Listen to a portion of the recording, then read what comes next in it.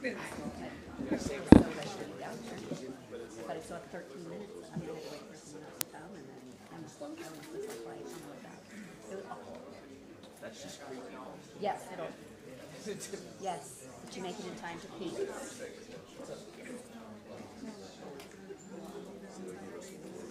Oh, I will be there on Saturday.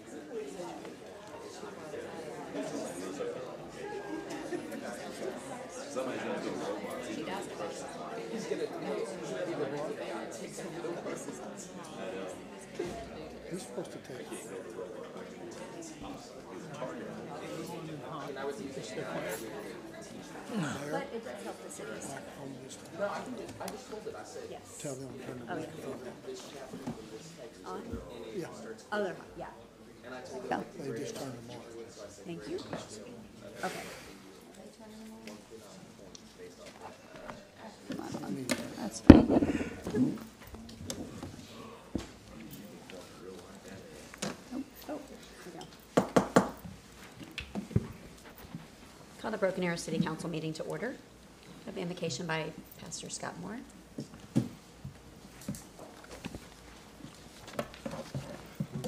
Let's pray together.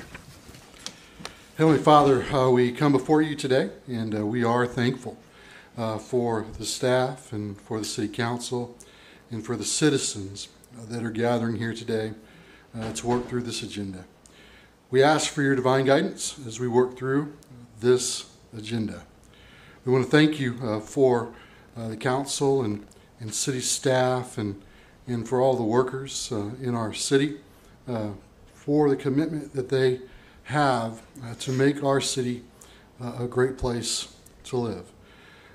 We ask that you would continue to be with us as we again speak into this agenda.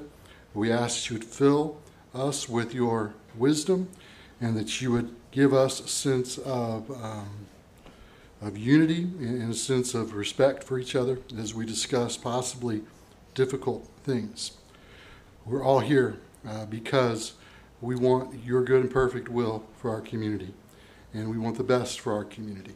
And so we just ask again for your continued guidance in everything that's said and done. We ask this in the wonderful name of our Lord. Amen. Amen. Thank you, sir. Thank you. Roll call. Green. Here. Ford. Here. Parks. Here. Gillespie. Here. Wimpy. Here. Please stand and join Councilor Ford in the Pledge of Allegiance. Attention, salute, pledge. I pledge allegiance to the flag of the United States of America and to the republic for which it stands, one nation under God, indivisible, with liberty and justice for all. Thank you, ma'am. Are there any items from the consent agenda to be removed?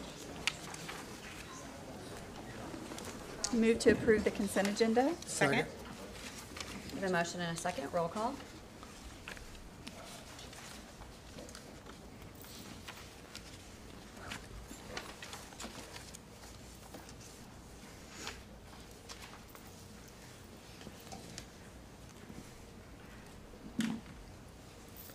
We're having a technical glitch. Bear with me one moment. There you go.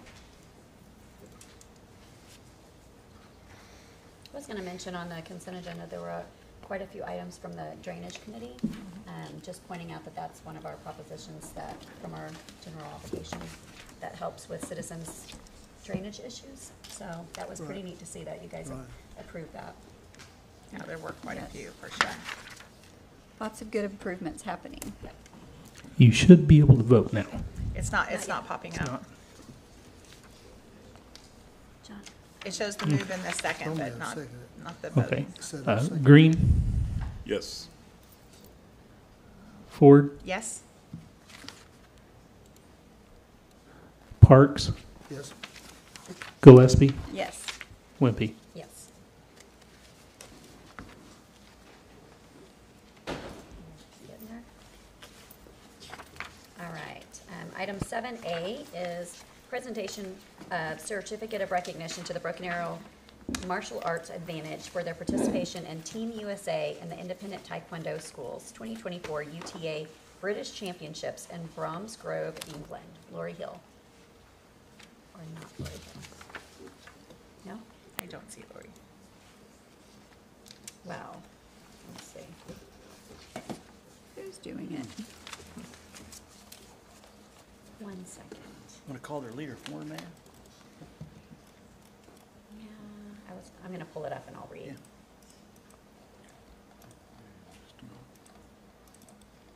I haven't seen one. Yeah, 1 sec, almost there. So I'll read what Lori would have read. Team USA consisted of students from Oklahoma, Texas, Arkansas, and Louisiana with 52 participants and 2 coaches. Martial Arts Advantage in Broken Arrow had 8 people that participated in the tournament and 1 of the coaches. In the team competition, the 14 to 16-year-old boys earned gold in patterns and silver in sparring, and the 14 to 16 USA girls, they got the same, gold in patterns and silver in sparring as well. And then in individual competition, Noah Cabrera got 3rd in sparring, Connor Callahan got 2nd in patterns, 4th in sparring, Logan Callahan got 1st in patterns and 3rd in sparring, and Connor Johnson got 3rd in patterns. Kaylin Willis got 3rd in patterns, 2nd in sword and shield, and 2nd in baton battle. So I don't believe we have all 8 of you guys here, but if you guys want to come up, I'll read the certificate real quick. We're just super proud of you guys for earning that, those places to be able to go and represent us. So let me pull that up real quick. So we have a certificate of recognition in honor of Martial Arts Advantage in recognition of Team USA participation in the 2024 UTA British Championship Tournament in Brom's Grove, England. So before you guys, you have our Team USA martial arts students, and we're just super proud of you. Do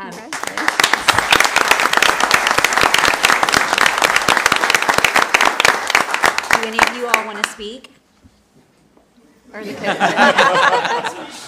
Do you want to speak? Do you want to share? Sure. It's, you can, You go to the microphone. he was going to use my microphone. So I just want to thank everybody for all the support that we got throughout this whole time. And it was a great experience, and we want to thank everybody for the support that we were given. Good job.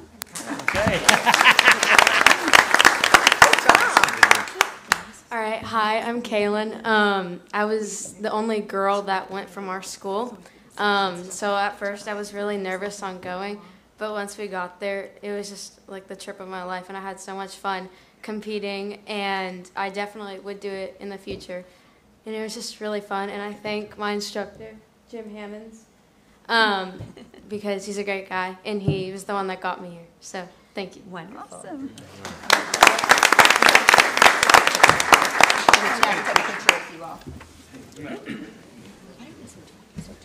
Jim. I'm a great guy.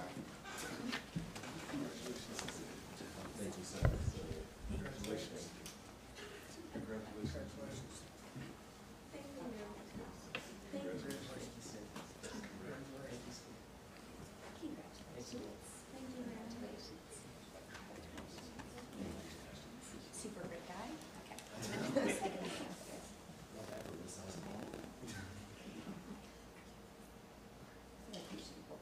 Oh, sorry.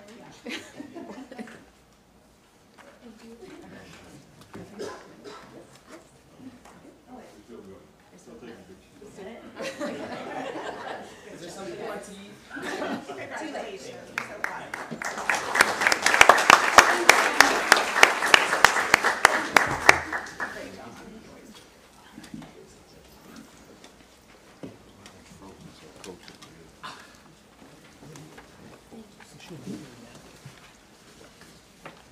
What?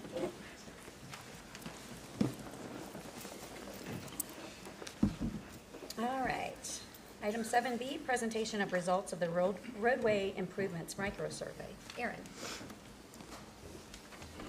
Come wow us with your survey results, please. Well, that's the plan. I can't promise you I'm nearly as nimble as those 3, but I'll certainly do my best. Aaron McCullough, Director of Communications for the City of Broken Arrow, Mayor, Vice Mayor, Councilors, Mr. Spurgeon, thank you for the opportunity to present to you the results of the roadway improvement survey that we had open to the public back in June. It was open for 21 days.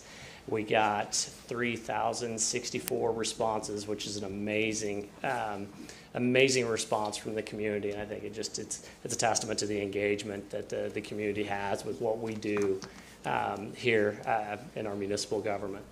To give you some perspective, the citizen survey that we had out earlier in February of 2024 gained almost 4,000 responses in 31 days. So that kind of shows you how important the community sees our roadway system here in Broken Arrow. If you recall, we presented to the public 40 different locations around town with capital improvement ideas that we wanted to know what their level of support was. They had 5 different ways that they could rate each of those 40 different locations: strongly support, support, neither support nor oppose, oppose, or strongly oppose. And so what we did for this evening is we wanted to present to you the top 10 ideas that they showed through their level of support, show those to you, answer any questions that you have, and then move on to the next survey, which I'll be happy to talk about here in just a little bit. So if we will, I can use this little doohickey here, can't I? Doohickey, that's a technical term, by the way. That's what I was wondering.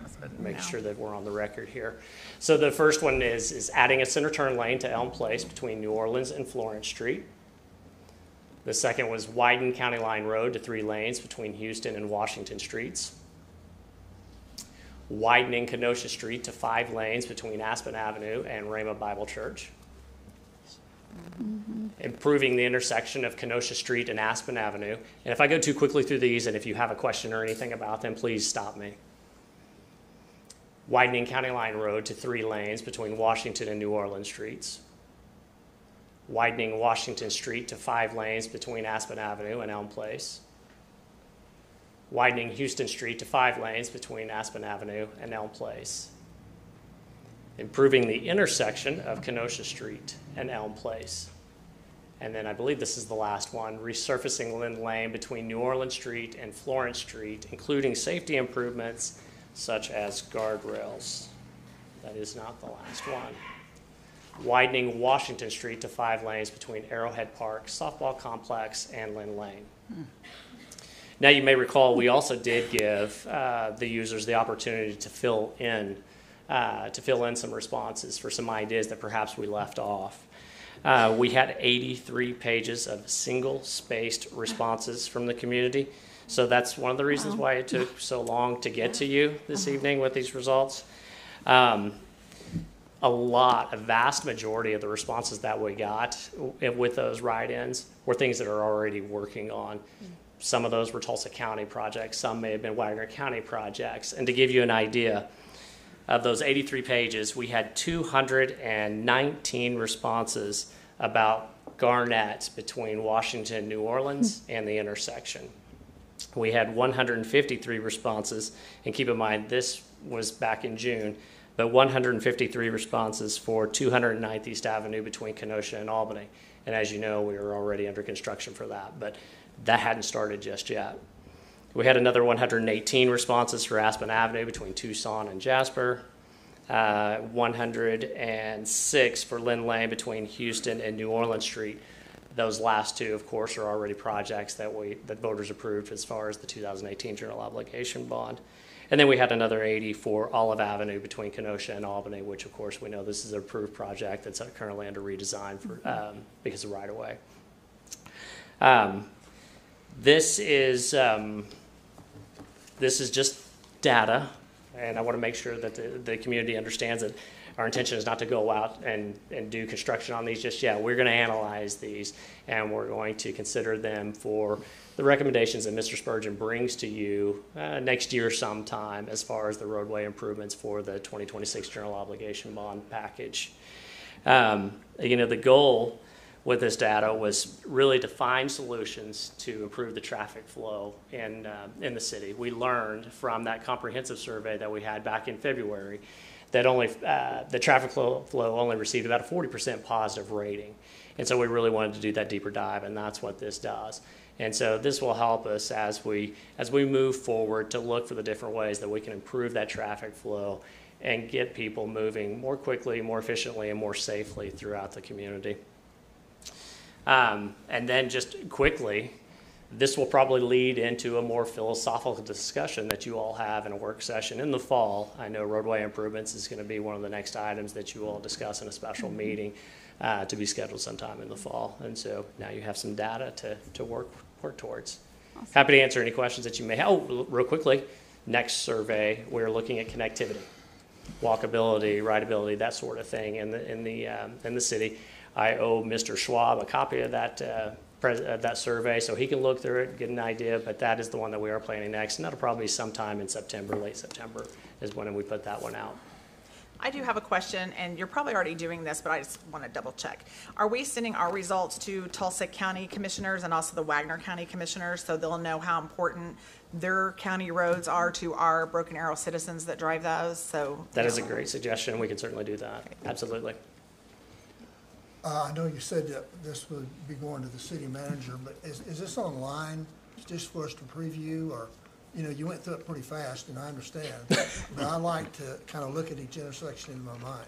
Absolutely, and you'll have that opportunity tomorrow morning. Okay. We will put these online tomorrow morning. Appreciate it. We have a reminder set at 9 a.m. to do that. Okay, appreciate it. Yes, sir. Mayor. Yes. Just a few more comments. I appreciate the questions. Just a few reminders here for the public. Council knows this because we've talked about it. In the 2018 bond package, there are still 10 more miles of road that we have to actually widen to either 2 to 3, 3 to 5, and so forth, which is pretty amazing. And most of those projects are somewhere in the construction cycle, i.e. could be actually being designed, could be in right-of-way, and just about ready to go to construction. So Houston, for example, sometime after Labor Day, between Garnett and Olive will be one of the projects that will actually, we'll be starting construction on. That's one of those 10. And then actually when that's finished up, we'll be doing from Olive up to Aspen. I thought the responses were interesting because, and I think if we all would have taken it independently, it would have been different. There would have been several that would have been on there. Like, for example, the area on on Kenosha to Aspen it tapers down by the railroad tracks. That definitely is going to make my recommendations to council. Also, adding a 5th lane on Elm Place. I've heard that since I got here is something. There's a lot of other areas, and this data is very important to know what the public is thinking. Just to give council and the public an idea, traditionally, streets and roads or transportation proposition has always been at least 50% of the general obligation bond packages. And so if you look at where we are right now, we could be looking at in 2026 at $375 to $400 million. So you could be seeing a transportation package, which obviously folks said streets is one of the #1 priorities, and it's an area that we can be better at. Fast-growing community, that's not unexpected. Is we could be seeing, you know, somewhere between $150 to $180 million worth of projects, which could include, you know, at least 15 road widenings approximately, possibly more, plus other improvements to intersections to move traffic, because philosophically later this fall we're going to talk about what is the best way to move traffic effectively, efficiently. And so that's something that, you know, we really need to post onto the community after council decides, because it'll have a lot to do with the amount of money and how we're able to spend it most effectively to move traffic through our community. So these were great results. Now we still have the Elm Place from Kenosha to the expressway. As far as right now, we have it, correct? Yes. In the design stage or something like that? Actually, that's a part of the overall study that's being done to look at the corridor on Highway 51 from Aspen down to County Line Road on Highway 51. And so once we get that, we got that $4 million grant from the federal government. I believe all that is being looked at. And of course, we're on the eight-year Oklahoma Department of Transportation plan for Lynn Lane.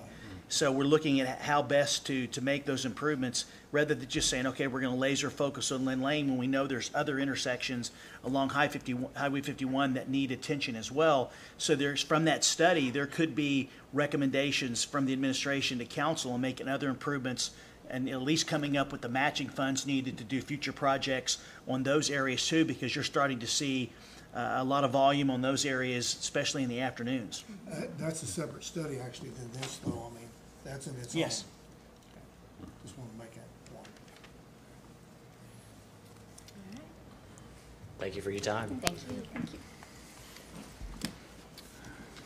All right, item 8 is citizens' opportunity to address council. There is none. Item 9A, consideration, discussion, and possible action regarding Comp Plan 1531-2024, Vin Park. Amanda.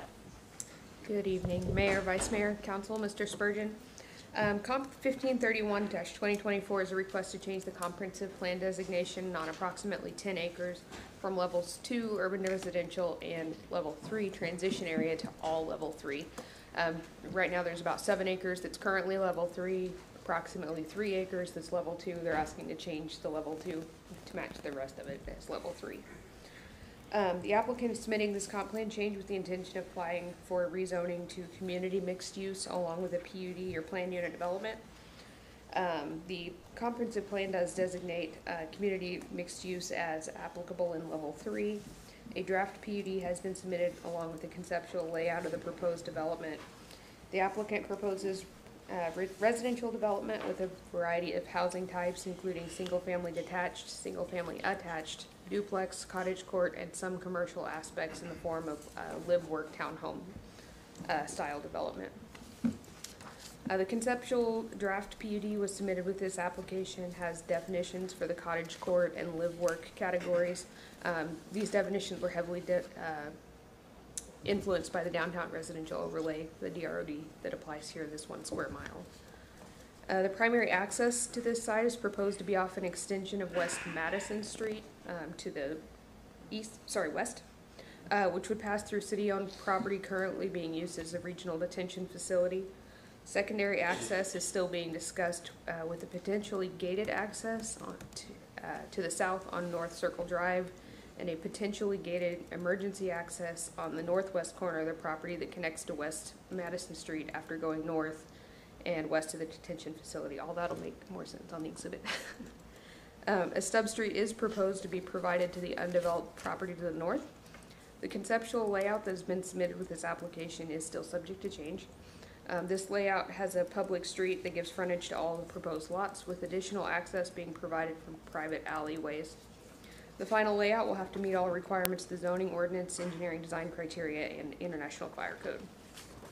A community meeting was held on Friday, August 2nd at the Broken Arrow Public Library, where modifications to the conceptual PUD were discussed with the neighbors. Some of the items addressed at the community meetings were fencing, landscaping, gating the southern access onto North Circle Drive, have not yet been incorporated into the PUD, but are expected to be updated before the public hearing for Planning Commission. This item was heard by the Planning Commission on August 8th, where the Planning Commission recommended approval with 4 votes to approve per the staff recommendation and 1 abstention. Staff recommended to approve Comp 1531-2024, subject to City Council approving a PUD that's similar to the conceptual PUD that's provided tonight, and subject to the property being platted. At that public hearing, 4 neighbors did speak in opposition, and 1 neighbor spoke in favor of the request. Staff is recommending that the City Council approve Comp 1531-2024 per Planning Commission and staff recommendations. Be happy to answer any questions, and the applicant is here as well.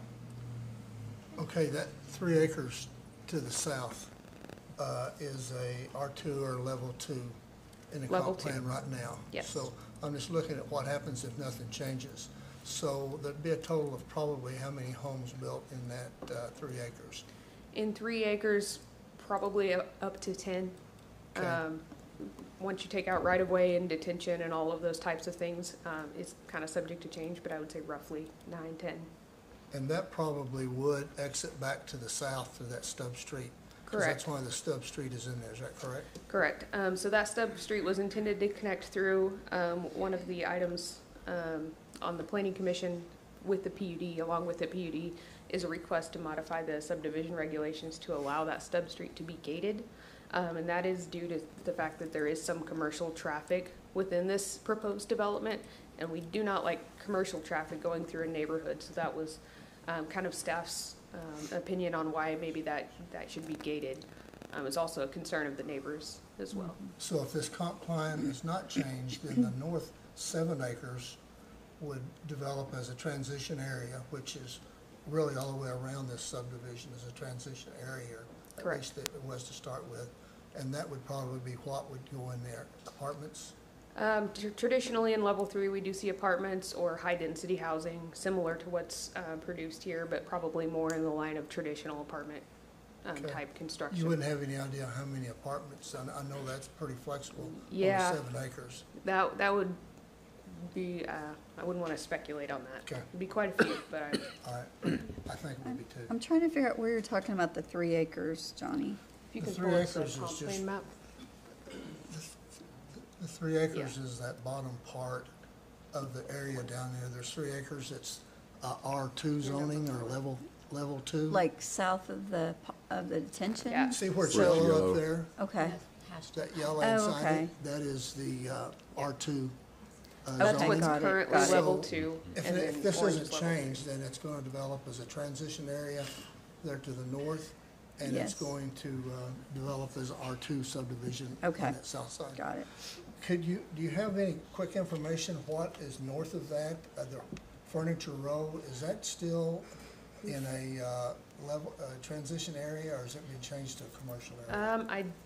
I would have to check, but I believe it's still a transition area. The portion on South Oakland Place is proposed to be extended. What's to the south of Oakland Place is still at this point RD, residential duplex, so I would expect it to develop that way until such time is changed. And then to the north, I think there is a PUD on the property that allows more commercial type uses. I can't remember if the zoning was changed or if it was just the PUD at that time. But as it stands right now with the zoning in place, it would be duplex Well, there's a development. lot of apartments around that particular subdivision, that area there, so I'm thinking it was changed too, but thank you very much, appreciate it.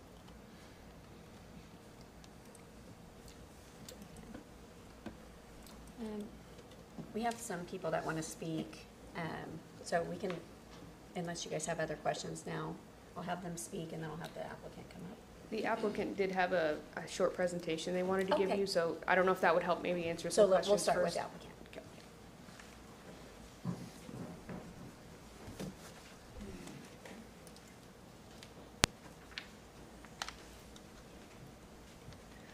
Good evening, councilors. Thank you for letting us just give a little more color and articulation to the vision of the project. Obviously, the zoning is one thing, and then what the vision is oftentimes a little more explicit.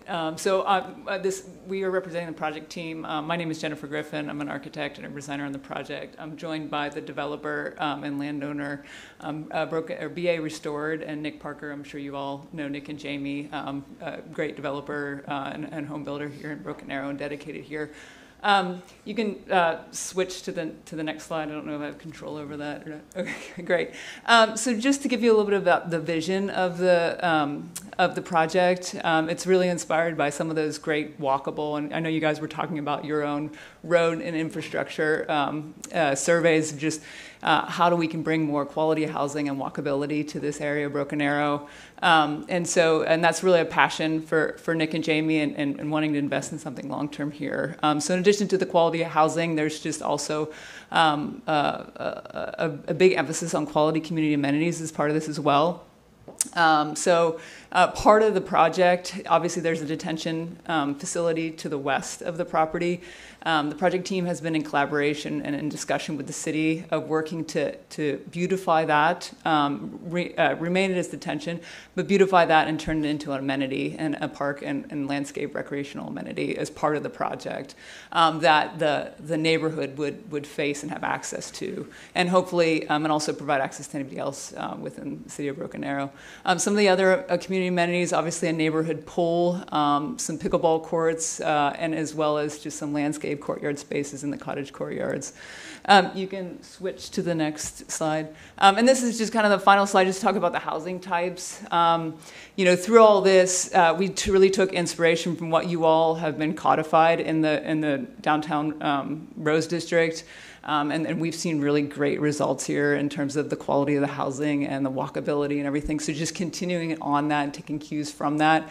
Obviously, we were recommended to pursue as a level 3 and to go as CM, but the vision of doing that as a neighborhood scale, walkable, is what we're hoping to. So the range of building types, again, are all kind of house scale, from cottages and cottage courts to single family detached to single family attached to townhouses to duplexes to live works. And again, the live work is really very small scale, neighborhood scale commercial, coffee shops and that sort of thing. And only on the western side. We've been in communication, obviously, with the neighbors and had good feedback. We had a neighborhood meeting and tried to, we're keeping that all to the western side, so as far away as possible. And again, it would be very small scale.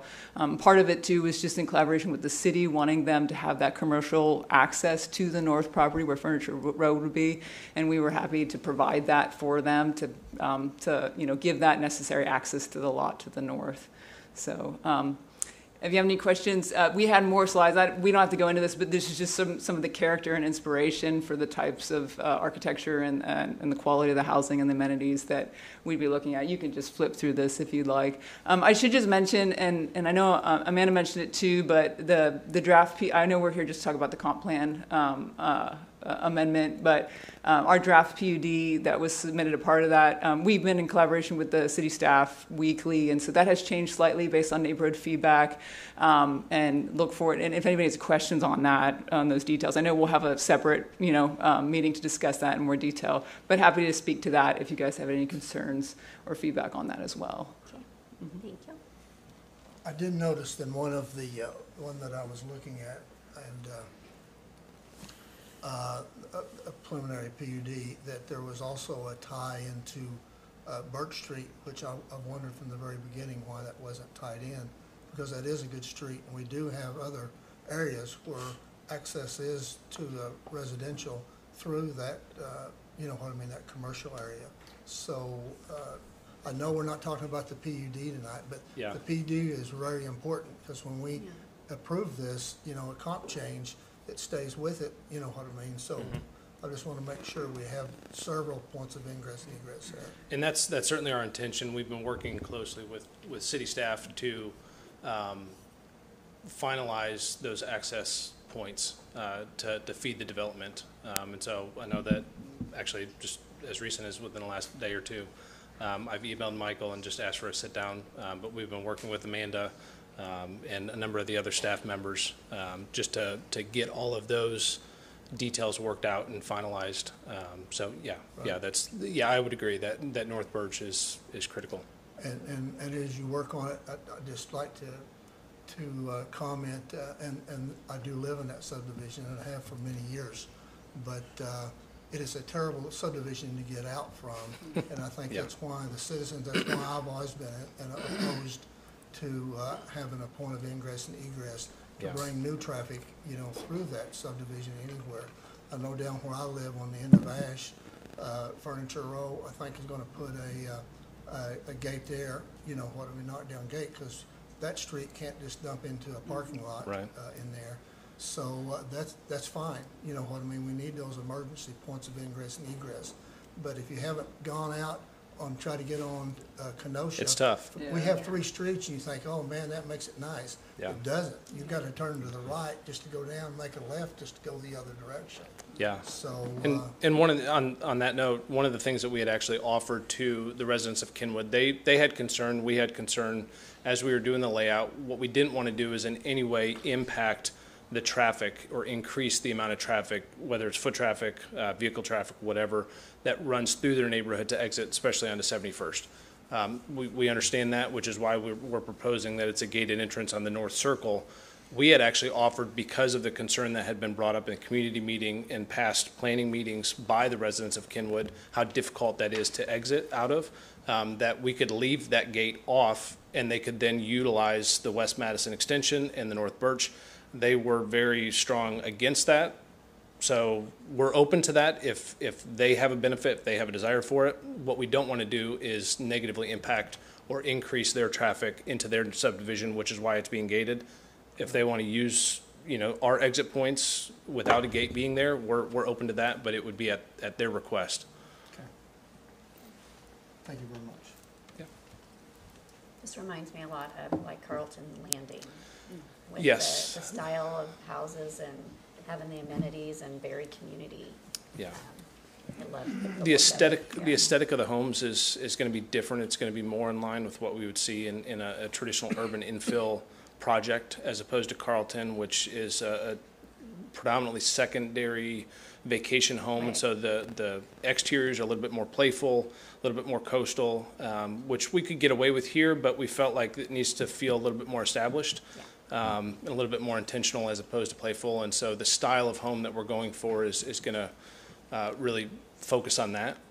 But the intentionality of the way that the neighborhood is designed is very much in common with what's happening in Carlton and other neighborhoods like it. That, talking about your follow brings up another question. Your drainage, the drainage from this area will go back to the detention pond, is that correct? That's correct. That's I know correct. there's a lot of different ways for water to go there. Actually, from the top of that hill where the church is at, Mhm. the water on the north side goes all the way to the Verdigris River, because it goes the other part of Broken Arrow. So, and then the southern part of it goes down 71st Street where they have I think it's a 4 foot by 4 foot concrete, pipe down the middle of 71st Street. So there's several different ways for the water to get off, and when it goes by my house, it goes over toward Bass Pro and turns and goes back into that lake. Yeah. So very little of it goes back toward the 71st Street area, but the 71st Street can carry a lot of water down through it. Yeah. Well, and another issue that was voiced, or concern that was voiced, was water that was going to potentially shed down North Circle into the Kenwood residence, properties. And in talking with our engineer, he confirmed in previous community meetings that everything is going to shed north and then west to the detention pond area. Nothing will, the flow will not increase into the Kenwood subdivision in any direction. I know I missed that meeting. I'm sorry, I had another meeting. That's all right. So, That's all right. yeah, I just want to make sure. And I know we're not talking about the PUD tonight, but I did have a question just on your PUD, the exhibit that actually shows the housing. Is there an overlay? Is that what we're saying? That the red dots, what is the red slash, there's like a rectangle on exhibit D. It's around the area that says live work. So, so because of the commercial road and the accessibility to those commercial structures, as we've been working with engineering for our right-of-way widths and everything, we're trying to be really intentional with making sure not only does it look nice and function well for the neighbors, but as we have vehicles that are servicing those businesses, does that function well?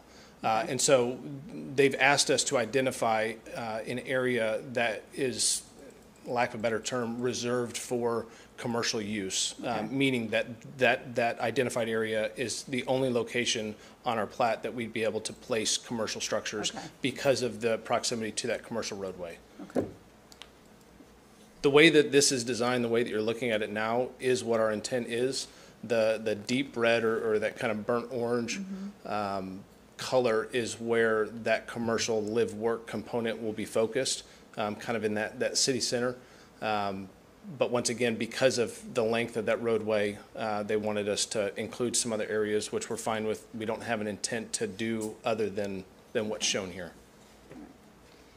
And I know also a portion will be, because I asked specifically, is it going to be, is this ownership or will it be also rentals? And I guess it's going to be a mix. So within the PUD, we've called out the short-term rental.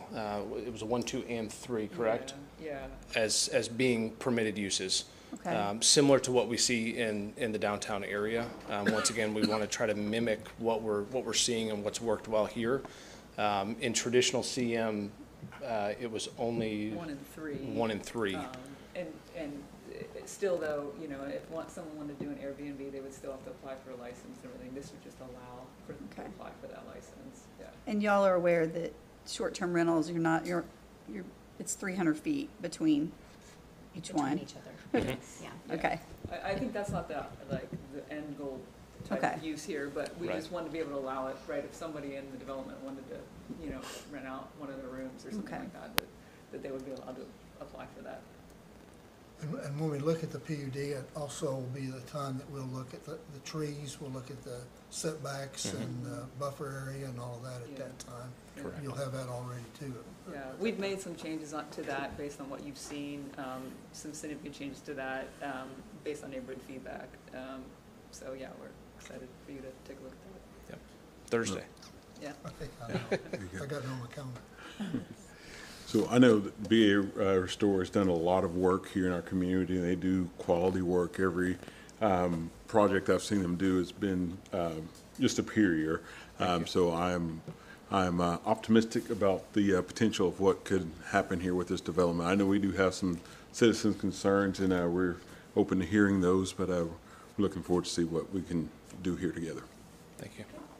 So we'll hear from the citizens, and then if they have any questions, you can come back up and answer. Okay. Thank you. First up, we have John Lindman.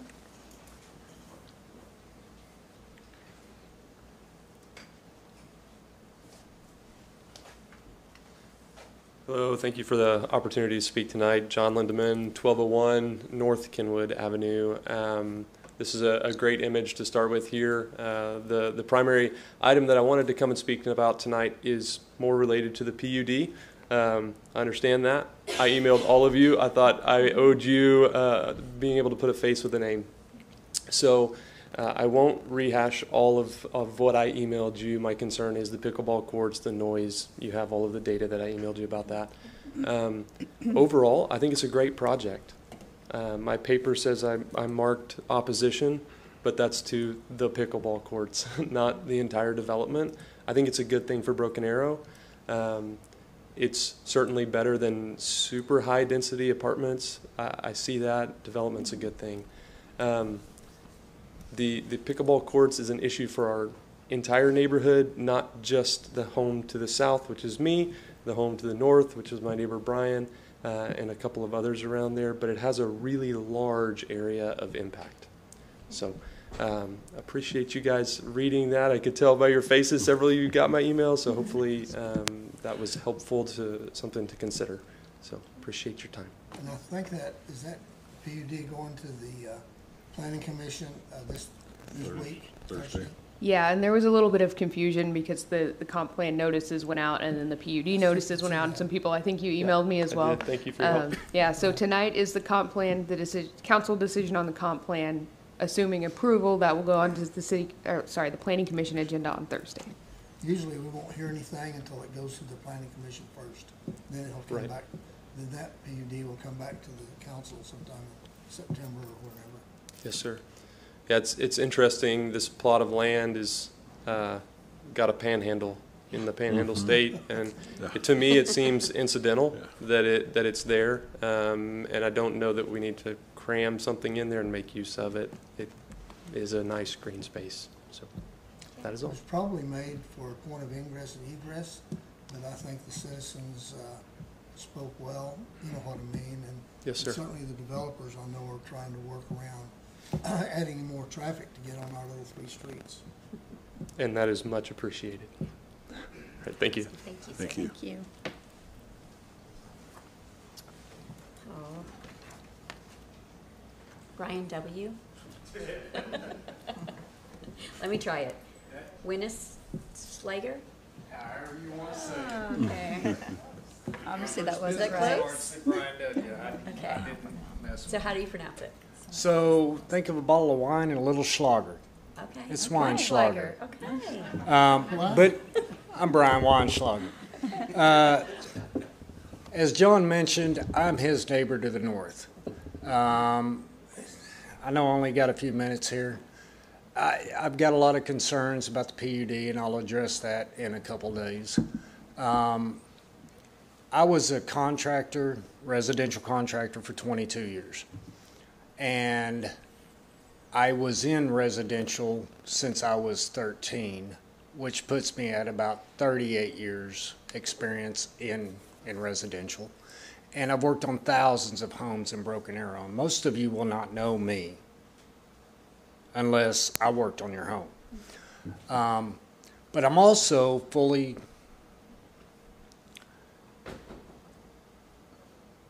certified by the Oklahoma Tax Commission as a field appraiser for all 77 counties for taxable value. My biggest concern is, because of my experience, if this is allowed by the council to go into residential from agriculture, the impact it's going to have to all of the property owners all the way around. It's going to raise property tax. Now at the PUD, I'll have more details about that. At this point, they're waiting on the city to do a study about this dry retention pond that is currently there and what it is going to cost the city to rebuild this pond to be able to handle the flow of water going into it from this development. So in my personal opinion, because, well, the pickleball courts are going to be in my front yard, to my professional opinion is that the council holds off on rezoning this to residential land until a plan and the finances and what it is going to cost the city to redo this pond to accommodate this development is determined. Because rezoning is going to affect everybody. Let's just hold off until we figure out what it's going to cost the city to do this. And then it's not costing the taxpayers to do something that the city isn't willing to do. And that's my 3 minutes. Thank you. Thank you all. Thank you. It's Brian W. Do you want to address that? Have we looked into? Yeah, I really appreciate the resident.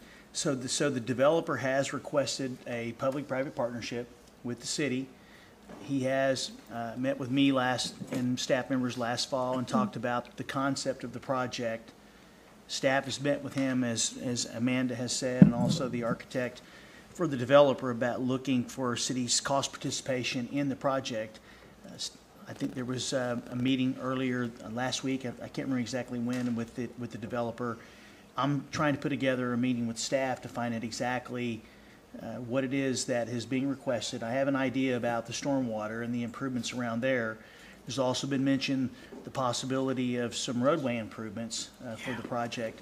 So I have not actually had time to this point meet with staff to look at what is being specifically requested, to look at what, and then put numbers to that to come to council as a part of any other incentive package to see exactly what the city's participation, what I'm willing to recommend, or what council is willing to approve as a part of this project. I do know that certainly that pond is not for, I was surprised to see it was a dry pond because it has a lot of water in it. And it did go through the Drainage Advisory Committee, as well you know. But that pond also drains the northern part of our subdivision. As I said, our street, Ash, all those houses come around and dump into that pond. And it also drains Bass Pro. Everything over where the ponds and stuff at Bass Pro, those hills, comes down underneath the Broken Arrow Expressway and goes into that pond. So there's a lot of water going into that pond. So I appreciate the city taking it on and looking at it. I think the Drainage Committee's money was for that, engineering of that, to see what it's going to cost, if I'm not mistaken. If I can, Mayor, I appreciate the councilor's comments. When I met with the developer last fall, obviously in conversations with the council member, when we look at incentives, to me, we want to do something that either creates jobs, creates sales tax, or something unique. And this type of development, to me, has essentially all of the elements to some respect about why the city should consider doing a triple P, public-private partnership. And I indicated to the developer at the time is because of the regional impact of that area. That was definitely something I believe that could recommend to the city council. Now, what that cost is, any other improvements is being requested, and developers have a right to request whatever they want. But I also look at, a lot of times, I look at the unintended consequences. Because once we do something, then and in some cases, you create an expectation. And so that's concerning to me, because just because we may give something for this project does not automatically qualify everybody for something similar, from my perspective. And so that's why I think we need to look at. I probably will have some recommendation in favor of the city partnering. I just need to see the whole package so I can let you know, just like the resident said. So I do anticipate submitting something to you. I just need to see the whole package and determine if that's something that's justifiable to the public. Number one. And number two, does it make sense that the city would contribute to something that is unique using that criteria that we've talked about on many occasions with regard to doing triple Ps? Absolutely. Okay. We have Jamie Wines. She doesn't want to speak, but she just said, yeah, Slogger, yes. Yes. Mayor Kinney has a comment. Madam Mayor, if I may, just want to be clear and for transparency, item 5R in the consent agenda was an approval by the council for $50,000 to go into the study that you are talking about for the H&H, hydrology and hydraulics on this detention pond. It already exists. It does take in the church to the west, which I believe is a Christian church. It takes in the Komoda dealer. It takes in the skate rink. It takes in Ferguson. And as you guys have talked about, and Councilor Parks has talked about, this property already drains to it. So it's the increase that would be coming in. It's already coming in it. So we're already detaining for a good portion of it. It just needs to be the increase. So I just wanted to be clear on transparency that there was an item that was already been approved. Thank you. And it is listed as a dry lake too, and not a wet detention area. Correct. At least to this point it is. Correct.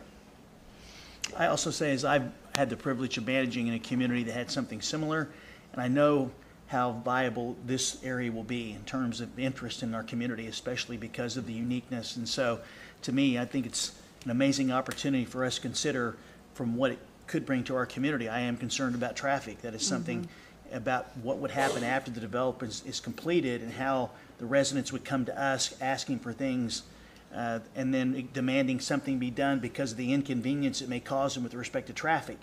So I think that also needs to be discussed with the developer, because I don't know if the city should be responsible for any and all those costs. So on that, I have a big concern about the traffic on Elm. Because first, I'm looking on maps, and so that northern street is basically Norman. It would dump out right directly across from Norman. Norman doesn't go through, so it's Madison. Okay, so what I know, I lived there 19 years, right across the street, and my daughter lives there now, and the traffic trying to turn left, and plus there's a school there, and so the buses trying to get in and out to turn on Norman, which is where I think that's the street the school's on, where Arrowhead is. Arrowhead's on Norman, yes. Yeah. So there's no turn lane there. It is scary. I mean, I literally tell her all the time, don't go out on Elm, go down and go out on 71st, because it's just, or in Kenosha. And so that really worries me, because it's already so bad where, we sit there for a long time just trying to get out of the neighborhood if you're trying to turn left, because there's no turn lane. So I know Johnny asked about that, about what the plan is, and we said, we got this big corridor plan. I think we need to have a plan. Because it's been bad. It was bad when I lived there, and I moved away from there in 2010.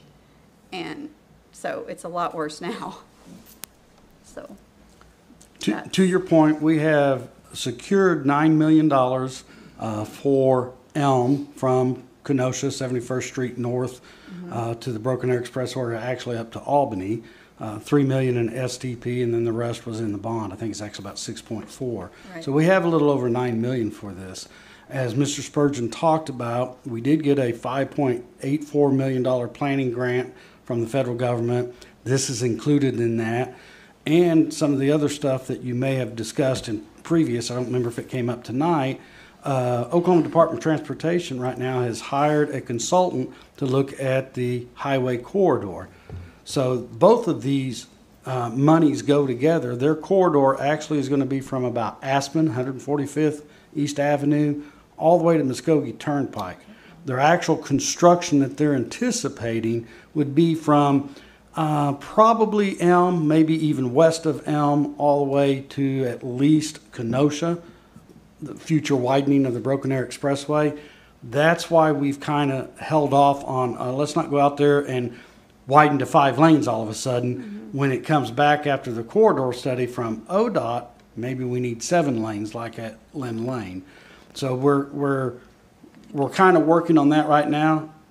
ODOT has picked their consultant, and I believe they're in the negotiating and trying to get that under contract right now. So things are moving forward.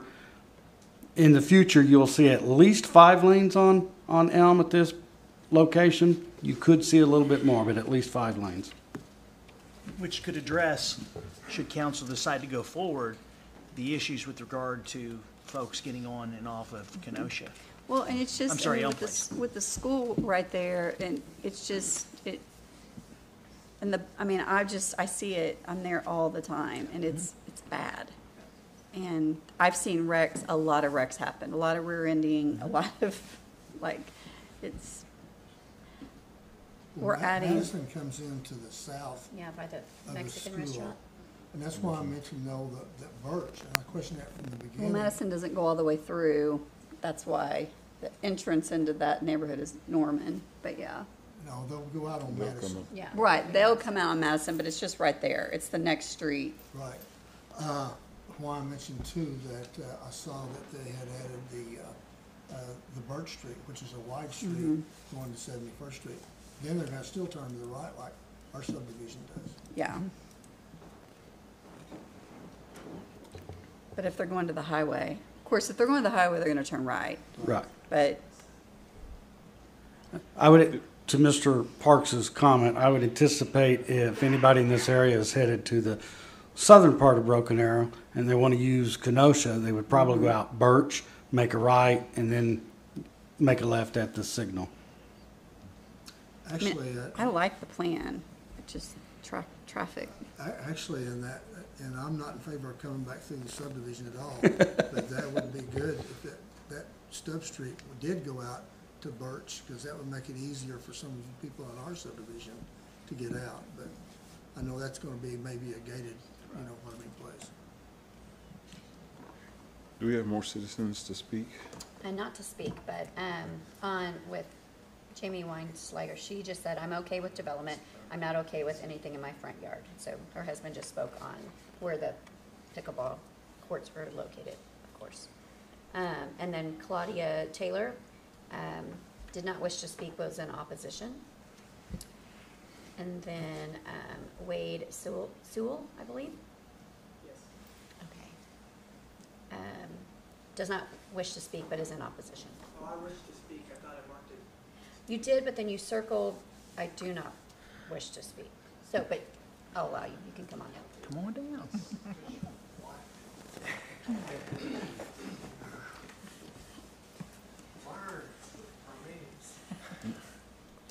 Hello, so I am Wade Sewell, and I live in this neighborhood. And when we bought our house, I told my wife this is going to get developed, and we can choose to move when it's time or not. Okay, and so since then, I have purchased commercial property on the west side of the retention pond on Madison. And so these traffic comments are, they're a real thing. Even turning right with commercial trailers it's tough. And I think there's needs. It's not that I'm opposed to this this community being a community in the spot it's in, but without, let's just delay it and do a traffic analysis, even if it's when this guy or this gentleman says it's time to do it. Let's wait till the highway presents their information. because not only did I voice this concern a week or two ago, but what I failed to mention is who's going to cut that stoplight out. Everyone that's heading to downtown Tulsa or heading east on Kenosha is going to eventually figure out that there's a 10-minute time savings if they zip up Madison, hit Birch, and zip down Birch and hang a left, just like what we would like to do. So that has to be taken into consideration, and without, I think a stoplight either on Norman or Madison, not picky, but there needs to be something to stop the traffic, to slow it down. So, so we can pull, even this community is a commercial community. They're going to have commercial vehicles that may not have a trailer set on their property, but there's nothing says that they can't pull a trailer to it and pull the trailer away from it, or delivery trucks in and out of this place constantly. But there's several wrecks a year just on Madison alone involving traffic, and that's really the biggest concern I have is, even going through Birch is going to benefit everybody, including everybody in the city using it when they eventually find out that they can cut a stoplight out at Kenosha. I think that would be detrimental. That's all I have. Thank you, sir. Okay. So applicant want to address any concerns or have anything else? No? Okay. Any further questions or? I think we're just here tonight to focus on the zoning, on the comp plan, not the PUD. Just because we approved the comp plan doesn't mean the PUD is approved until everything is final. So we need to remember why we're here tonight. Yep. So one question I do have, what is the timeline on this? I guess that would be from the applicant. Do we know what your timeline is for? Are you breaking ground as soon as you get the PUD or? That's a great question. Pie in the sky is that we'd like to go vertical fourth quarter next year. What that means is that roadways, utilities are installed, and we're starting to actually construct homes fourth quarter next year, which puts us first or second quarter 2026 for residents actually moving in. Obviously, before then, we'd have construction traffic that we'd need to navigate, but it wouldn't be anything, I think, detrimental to the infrastructure that's there now. We're estimating a 3-year build out once we start going vertical. So in reality, full capacity, what the roadways would need to handle, we're probably 4 years, 4.5 years or so. I think that we have quite a bit of time to figure out the nuances of the traffic concerns. I think that the school actually is closed. I think that property's been sold, so that traffic has been alleviated. Are you talking about Legacy right there? No. Which school? North side. No, I'm talking about. I'm talking about the Arrowhead, traffic which is on going the to west side Arrowhead, of- but it's over. It's on the other side of Elm, but there's a lot of traffic. Okay, I there thought you were all the talking coming time. out of Legacy there. Yeah, right no, by it's on Madison. the west side Okay. of Elm. So yeah, I think that the Birch connection, is critical. So that way we're not funneling all of this traffic back out onto Elm. But I think that widening of Elm will be critical. Yeah. I think it's great. I like the concept. The traffic worries me because it's already horrible. We like the concept as well. Yeah. Thank you. Yeah. Thank you, sir. Yeah. All right.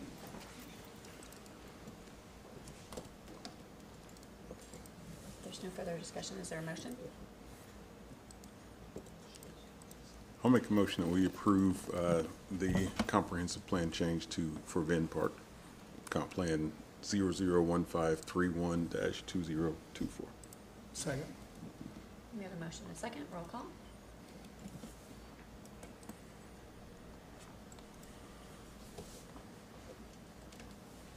Thursday night, right? 5:30. Yes, I will say planning commission starts at 5:30, not 6:30 like council. Right. Okay. Thank you. Item 9B, consideration, discussion, and possible action regarding a modification to section 4.1 of the Land Subdivision Code for 3226 North Elm Avenue. Amanda.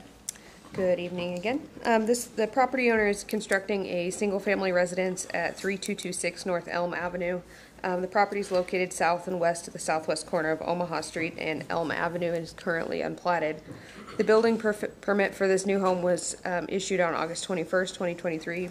The property owner is in process of getting the final inspections. That's when it came up that the sidewalks had not been constructed.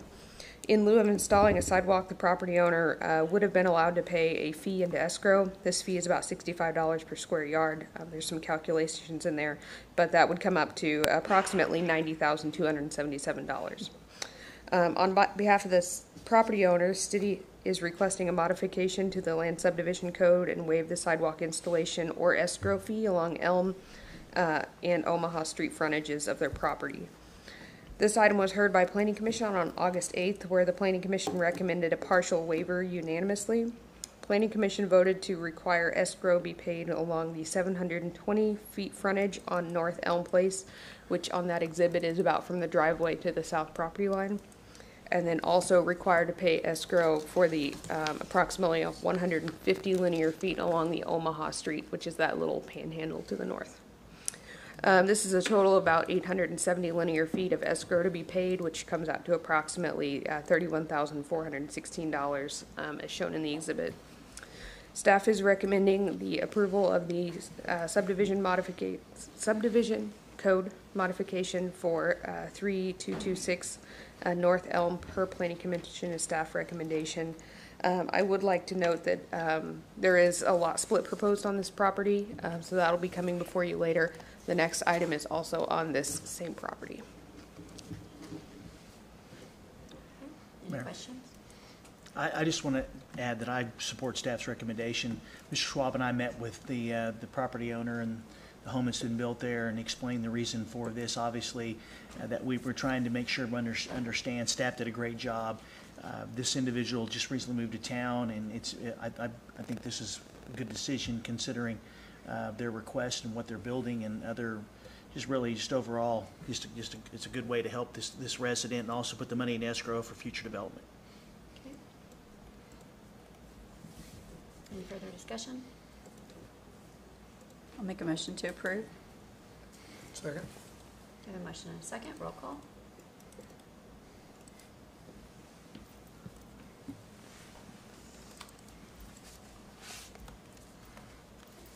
Item 9C, consideration, discussion, and possible action regarding a waiver of section 24104 for the same address. Yes, this is for the same property, 3226 North Elm, or Elm Avenue, sorry. The building permit for this new home was issued on August 21st, 2023. The property has not passed the final plumbing inspection because it has went ahead and installed an aerobic system for sewer. To install an aerobic system, the applicant must get permission from DEQ, the Department of Environment and Quality. This permission has been given and the approval is attached to your report. Additionally, the applicant must get a waiver from section 24.104 of the Code of Ordinances. This section requires that properties located within 300 feet of a public sanitary sewer be required to connect to the sewer. As noted in the attached request from the property owner, the waiver request is to allow an on-site system in the property due to the challenges associated with making the connection to the public sewer lines.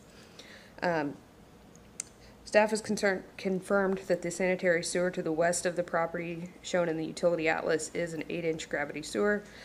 Staff agrees that the terrain could have made it difficult to connect to the sewer, and a private lift station and grinder pump could have been a requirement of that connection.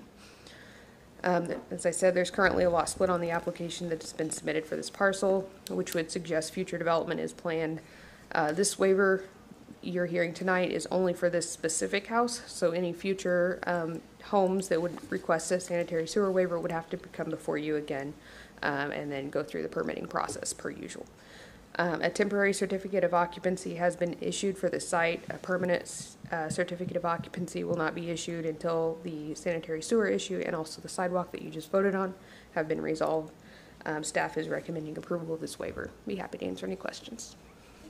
Any questions? Make a motion to approve. Second. For the motion and second, roll call.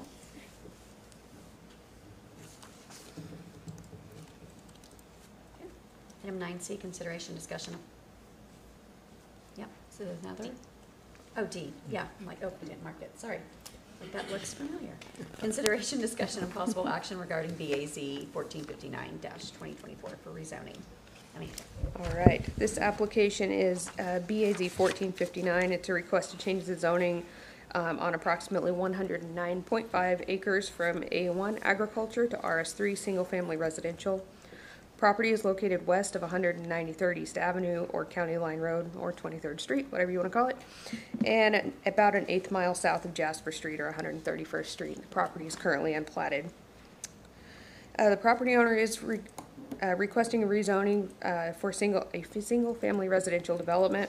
The development will be comprised of approximately 230 to 240 lots.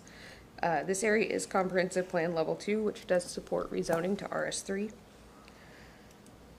Planning Commission recommended approval per staff recommendation of this rezoning on July 25th, 2024 with a 5-0 vote. During the July 25th Planning Commission meeting, there were public comments about traffic, density, road conditions, and infrastructure capabilities. Staff does recommend approval of this rezoning subject to the property being platted. I'll be happy to answer any questions. This is a question I probably should know the answer to, but we haven't officially approved our new zoning ordinance yet. Correct. So this property here would go underneath the old zoning ordinance, or would it be applicable to the new zoning? It's straight zoning, and the current zoning ordinance that's in place is not the new one. We have not voted to approve this, so this would be per standard zoning that you're used to. It would not be a part of a PUD or anything like that. So it would not be the new zoning then? No. How long will it sit there before, say we approve the new zoning by the end of the year, which I hope for then, but after it's set for a period of time, then does it fall underneath the new zoning ordinance, or can you answer that? Since it would be straight zoning, it would fall under whatever. If RS3 were to convert to, say, RSC in the new zoning ordinance, yes, it would convert to the new zoning ordinance at that time. Okay. And this portion of County Line, who's responsible for that? That is the city of Broken Arrow. Is it? Okay. I have not heard any plans for any, like, what's happening out there with the street? There's a lot of traffic out there, especially during rush hours. That's a long ways from any 4-lane that we have up to the north, too. Yeah. I'm not aware of any funded projects or anything under design for that stretch of road. What school would this feed into? Yeah. I may answer the questions in order, okay? This road right here will not make my recommendation to council next spring. Yeah. Obviously, council has the final say. I do think 81st to 101st, there is a need for shoulders. And Kenny and I have talked about it because of the lack of turning movements. So we need to look at maximizing our dollars. But going that far out, I mean, obviously, I do think County Line Road south of the Creek Turnpike up to 121st needs some improvements, and Tim Wilson's team is going to be doing some work. But as we go further south, we're going to look at those. But you look at the other improvements that we left on the 2018 bond, and look at the other improvements that council has already mentioned and heard from the public. It'd be hard to justify that balancing it with the other improvements that need to be elsewhere in the community.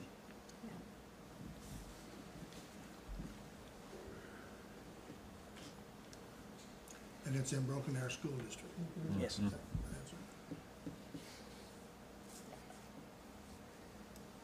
I believe this would feed Spring Creek and Childers, which is right by the development we just recently approved. Yeah. Yep. It would, I mean, they'd have to, I guess the school hasn't weighed in. No, not on this one that I'm aware of. I mean, Kenny may have. I really They may wasn't. not even be aware of Yeah, I'm sure they're not. I doubt they're even aware. that Madam Mayor, there's- actually, they are aware of the development. We've talked to them about it. Now, with respect to the road, I would think that when and if this moved forward and the engineers designed the development out here, they'd have to do a traffic impact analysis. And I think you're going to find out that the intersection here, 141st and County Line, would need to be improved at a bare minimum of just having a turn lane. I think that's what you're going to see as a bare minimum. And Amanda, can you talk a little bit about the development that's just outside of the boundary? Yeah, so the applicant, the property owner does own some property south of this. They are looking at developing that probably in the county at this point. It's in Tulsa County, not annexing it in.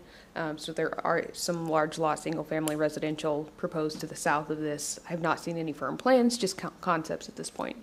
There is also some development happening on the Wagner County side that's outside of our jurisdiction in the same area. Is the other side, the Wagner County side, Broken Arrow Schools? I believe so. I'd have to check the map, but I believe so. I think it is. They're only 117 miles. Pretty sure. Yeah. I know. Yeah, I'm just not, this makes me nervous. The applicant is here if you'd like to speak with him as well. Okay. Yeah. the We'll applicant. hear Alan, from him. Do what? Yeah, we'll hear Oh, from him. yeah.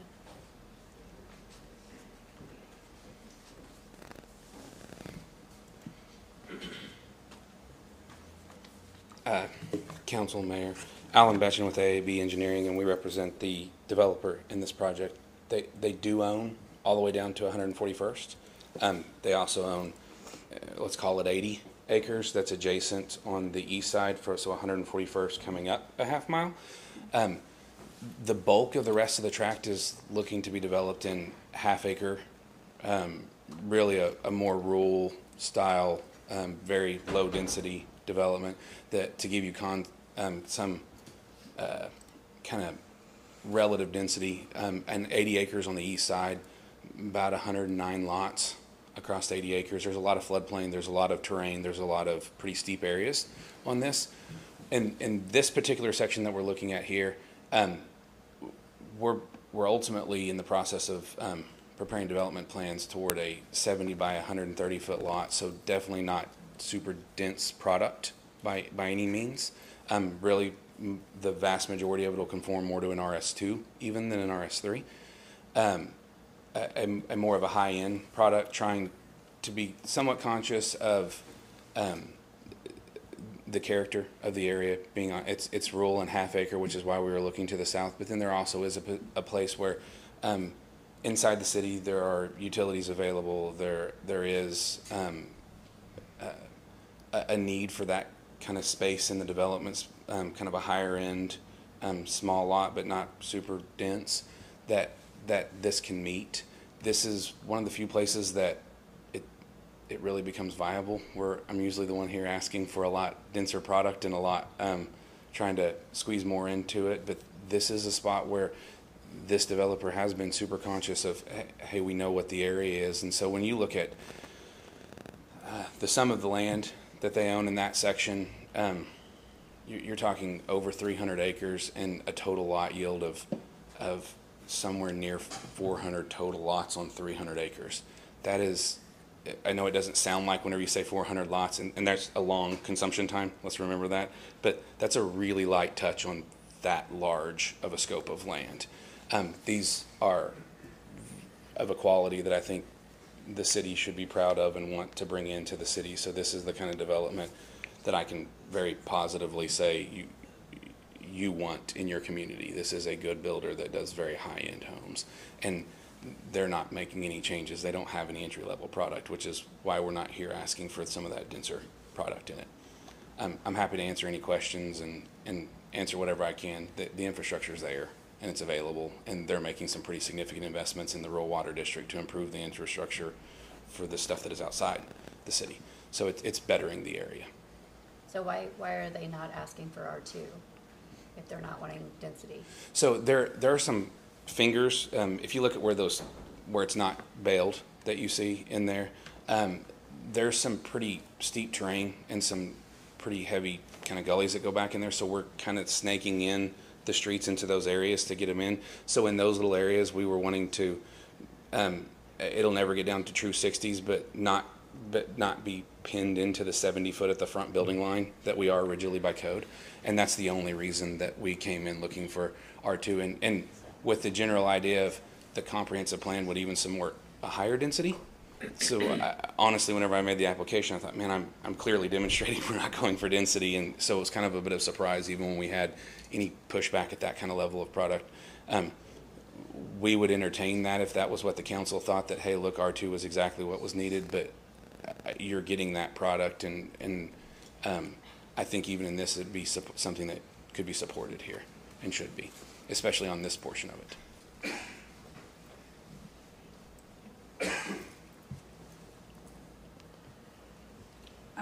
I would be more comfortable with R2. But I'm still nervous about the road. That's the whole problem, and I get it.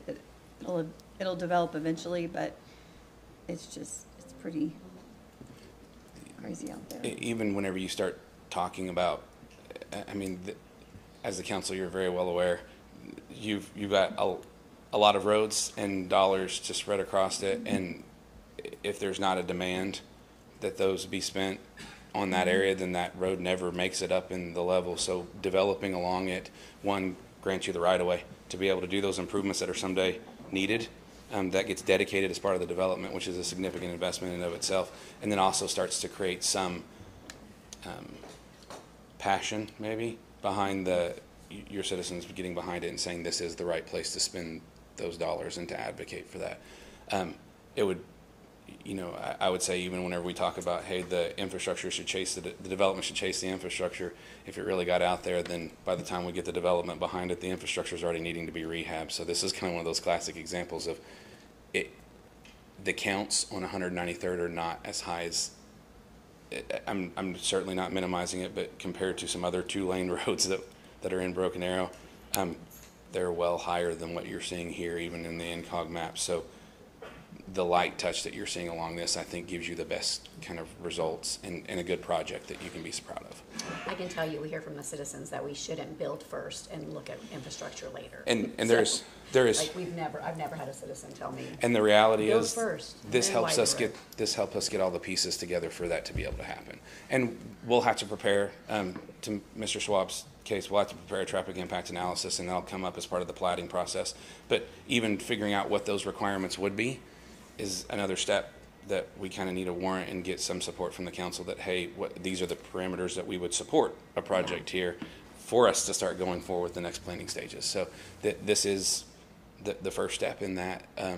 There's still several more, as you guys know, as we move forward. Now, do we have this water system in the one that we're looking at tonight? Is it the City of Broken Arrow water?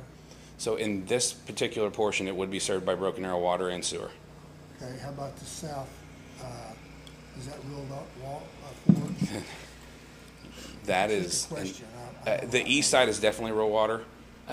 There has been some conversation with staff about whether it would be served by city or rural water if it wasn't annexed. So to his point, everything here all the way down to 141st is in our district. I mean, it's ours if we can serve it.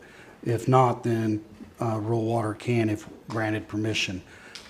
Earlier when I was thinking that south border where it says subject tract, I thought that was 141st, but it's actually the half-mile mark, right? That's correct. So you got another half mile to 141st. Right across, there's a potential development, and that one is still in ours, but I'm going to say 6 months ago, Bama allowed rural water to serve it because we weren't there. We've had some conversations about how do you, the infrastructure as far as if it's in the county, does the city want to serve it with water? Is that the right choice for the city? And even to the point of, is half-acre lots in that rural kind of product the right product to be maintained within the city, or is that more of a rural project? So that's why we're not bringing you kind of a comprehensive all the way down to 141st. It's not within the scope, and I don't have all the answers to that. This is conforming to the comprehensive plan, and is within the jurisdiction and able to be served by the infrastructure that's there today. My major concern is the schools. I mean, Spring Creek and, yeah, I mean, we just went through all this and.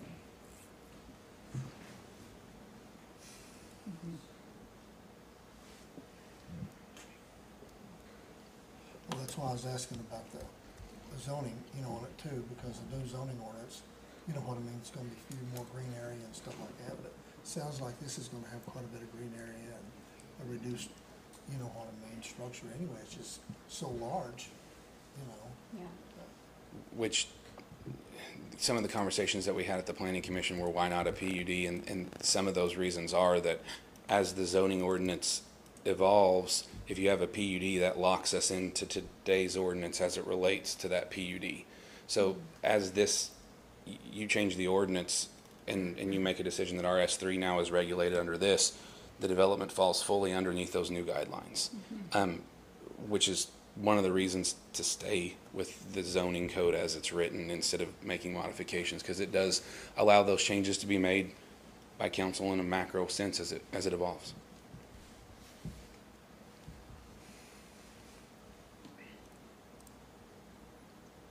Well, I feel like we're going to have to do a traffic study. So obviously, if that can't handle it, then the traffic study will tell us that.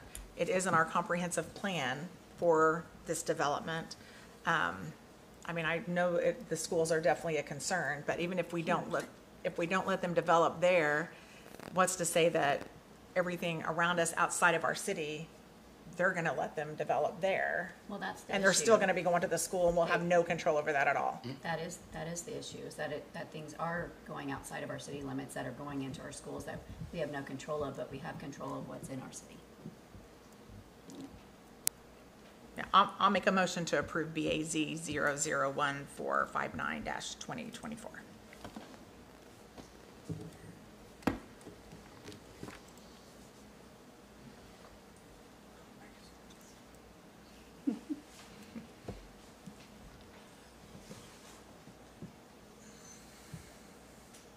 Is there a second?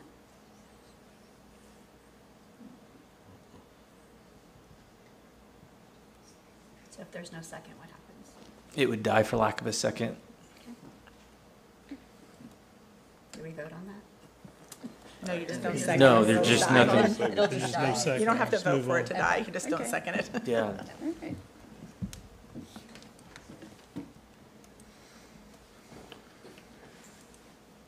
Mayor, if I may. The schools, and I don't by any means mean it's a comprehensive conversation, but the schools are sent these zoning applications, and at the plat stage too, that's another capacity issue that we talk through. And I've been in a lot of conversations about the Southside school districts and what's available, and there's been, I don't pretend to say that yes, that would be supported or not.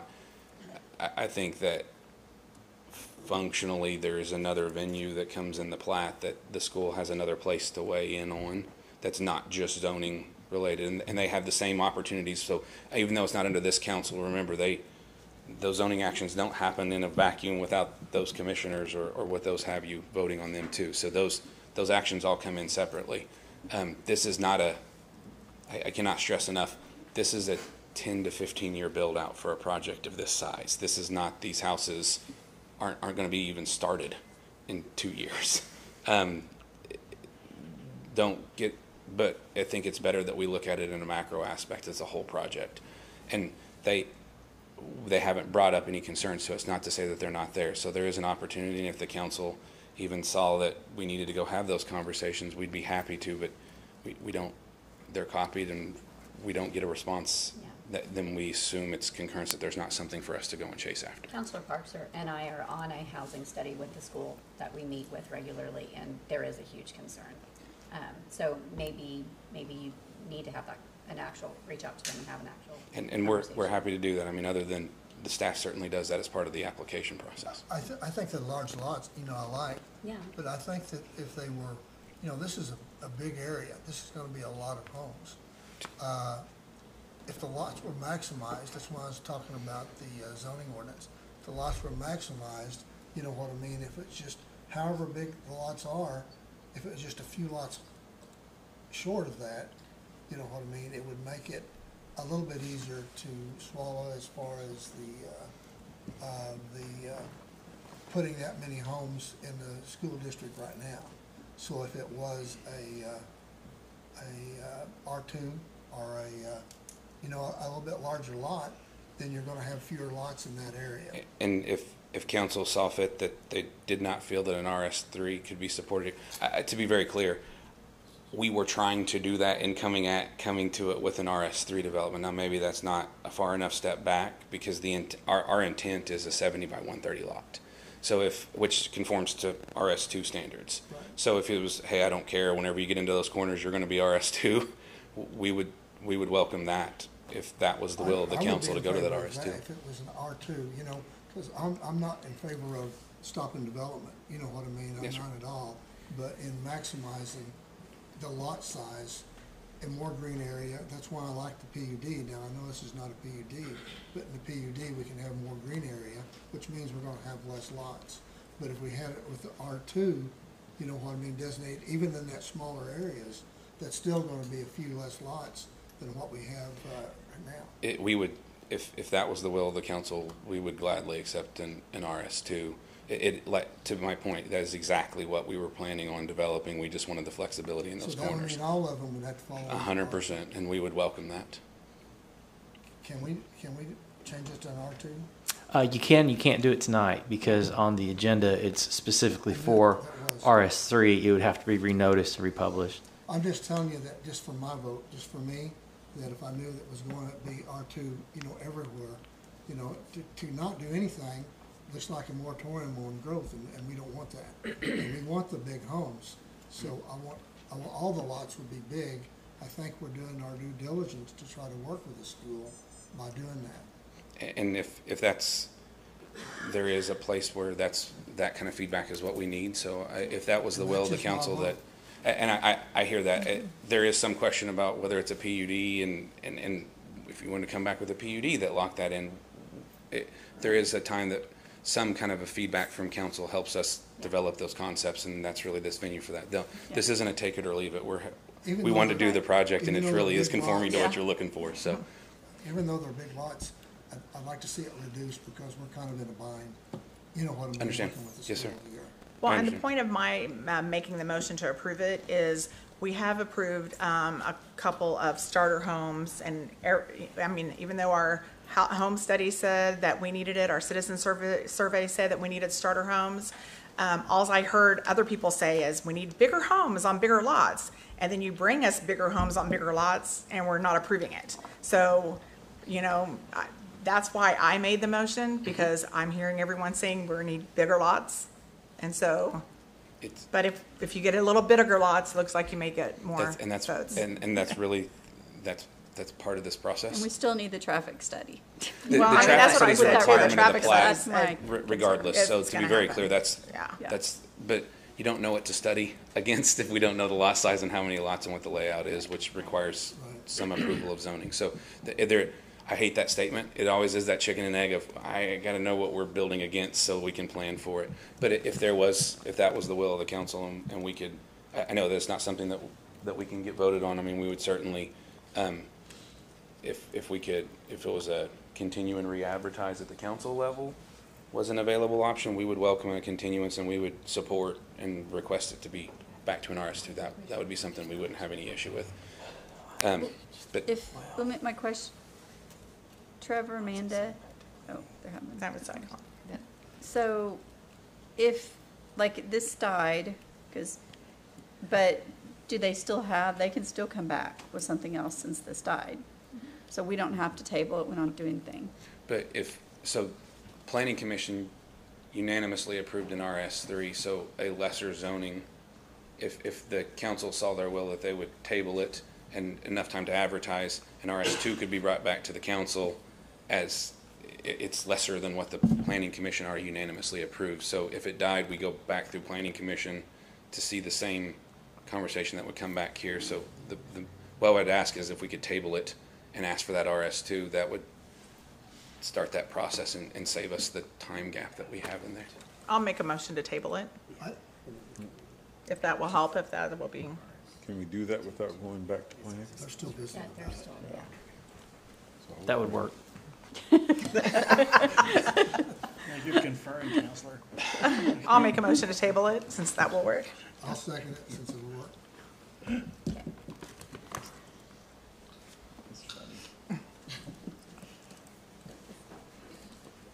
Making Trevor earn his living tonight. Yes, ma'am. So just for the neighbors that are here, so we will have to publish a new notice. So we have to look back in time and publishing in the paper and all that. So I can't tell you a date right now that will go forward, but they would get another notice in the mail, the yellow signs, the newspaper publication, all that same stuff. Okay, thank you. Let's see, item 9E, consideration, discussion, and possible action regarding BAZ 1334 rezoning. Amanda. I think this is my last one. No, you have more. Smiling. Oh, man. All right. BAZ 1334-2024 and SP 1335-2024 is a request to change the zoning designation on 27 acres from A1 agriculture to and R1 single-family residential to all A1 agriculture, along with a specific use permit. You guys have seen this before. This property is located approximately north of Kenosha Street and a quarter-mile west of Olive Avenue, and is currently unplatted. This rezoning request is to rezone the southernmost 37,500 square feet of this property to agriculture, as shown in the case map. This is to allow the expansion of Floral Haven Cemetery, which is directly to the east of the subject tract. According to the zoning ordinance, cemetery is only allowed in the A1 district with a specific use permit, hence the applications before you. In staff's opinion, the specific use permit is consistent with the criteria listed in the staff report if the property is rezoned to agriculture. A little bit of history. On March 28th, the rezoning and specific use permit were heard by the Planning Commission. One neighbor emailed a letter in support. During the public hearing, 4 community members spoke in opposition, concerns including health concerns, fence requirements, loss of nature, and property value. Planning Commission did recommend the approval of these applications, subject to a new legal description being submitted that showed the exact developable area of the property, which is what you see in your case map exhibit. Yep. Yeah, what's the light green in that exhibit. Plating being waived subject to necessary right-of-way and easements being dedicated, and an opaque screening fence being required along the property where this specific use permit abuts a neighboring property. This was recommendation was passed with a 4-0 vote. On April 16th, City Council heard this item, and after some discussion, continued the item to the meeting on May 7th. On May 7th, Council removed the item from the agenda until the applicant was ready to move forward. Since that May meeting, staff has been in contact with the applicant to discuss the potential plating of the property. A preliminary plat was actually brought to Planning Commission at the last Planning Commission meeting and was denied due to the lot in question technically is considered non-conforming due to insufficient street frontage. The parcel for A1 zoning would need 330 feet of frontage, whereas they have 75 feet on Kenosha Street and then another 50 feet on the stub street to the north. Staff is recommending that in lieu of platting, the property be permanently consolidated with the existing Floral Haven property to the east. This would make the lot conforming. All the necessary right-of-way would be need to be dedicated through that. Staff did recommend that lot consolidation come before City Council, since this application has been before you several times, just to make sure that you're aware of every step in the process. So staff is recommending approval of BAZ 1334-2024 and SP 1335-2024 per Planning Commission and staff recommendations. I'll be happy to answer any questions. I got kind of confused reading through this several times over several months. I thought that the point of ingress and egress to the south was too close to the other one to the south. I thought they were going to combine those 2 to 1 point of ingress and egress. So there's still going to be 2 roads coming on to 71st Street right there? So there's two roads right now. One is more of a gravel drive that kind of went back up to a house that used to exist there and doesn't now. And then the other drive goes into the RV park. So by consolidating the lots, we can restrict access to that parcel since that's not its only point of street access. Okay. If we consolidate it, we can have them use their existing accesses off of Olive and Kenosha. Okay, so there won't be a point of ingress and egress on the left there, is that correct? Not unless you guys approve a variance to the subdivision regulations and engineering design criteria, which I just thought it driveway would be spacing. dangerous. I think we discussed that once before. I think that needs to be eliminated, at least that one on the. Yeah, I think that was a conversation at one of these meetings. Kenny, you wanna? That's correct. Just as Amanda said, there's a gravel drive there. If I remember correctly, it's like 65 feet from the neighboring drive, and maybe about 300 feet from the actual drive into the cemetery. So the discussion has been, let's eliminate that drive. I believe North Star, the property owner, is willing to do that as well. When we do the lot combination, as Amanda said, they can access from the north and tie back into their existing street system. And then that traffic, once it gets into the existing street system that they have in the cemetery, they can either come back out the drive that you see to the east, or they can go out Olive. So that they still have at least two different access. I think there may be additional drive on Olive.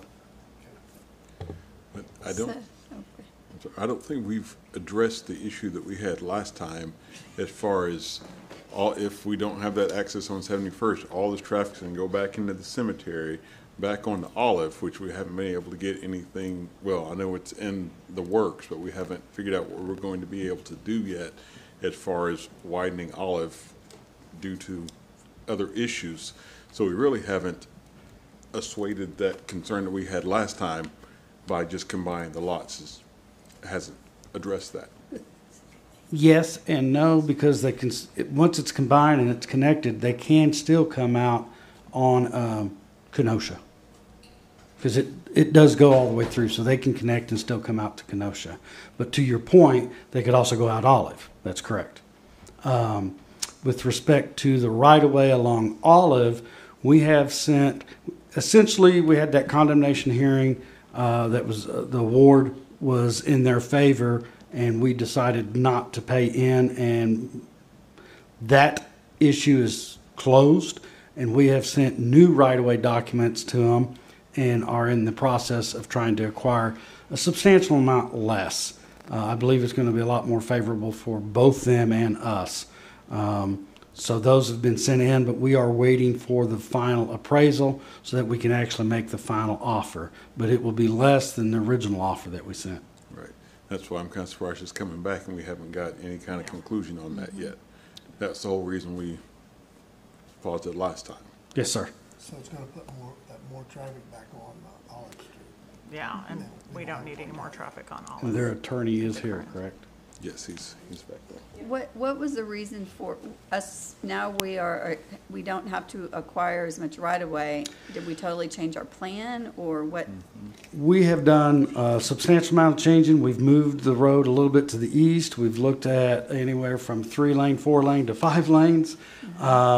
We've adjusted the intersection slightly, but probably the biggest change, and I don't know if it shows, I think it shows right there, you'll see the floodplain. If you look at the total map up there, you'll see Kenosha and then you'll see Olive. So the northwest corner of Kenosha and Olive. That area that can't be developed. Is a large floodplain. And when they were here last, they talked a lot about that floodplain being very important to them, that land being very important to them. We've retracted any request for easement on that. We've taken away any request for encumbrance on the property there. So there is no dollar amount to be had, whether it went to condemnation or whether we negotiated. We're not asking for anything. So that land is their land, and when they decide to develop, they'll have to meet the FEMA requirements and our ordinances. So what I'm hearing is that we've done, I'm not hearing that Floral Haven has negotiated at all, but we've changed what our original plan was. We have, and we have sent the new right-of-way documents, but we have not sent an offer yet, so they're waiting on us right now. Okay. It's just Yeah. time to get the appraisal. Yeah, I'm not, just for myself, I'm not okay with moving forward with anything until I know that our road is going to get widened, that we can handle traffic. So, that's me. Attorney's here.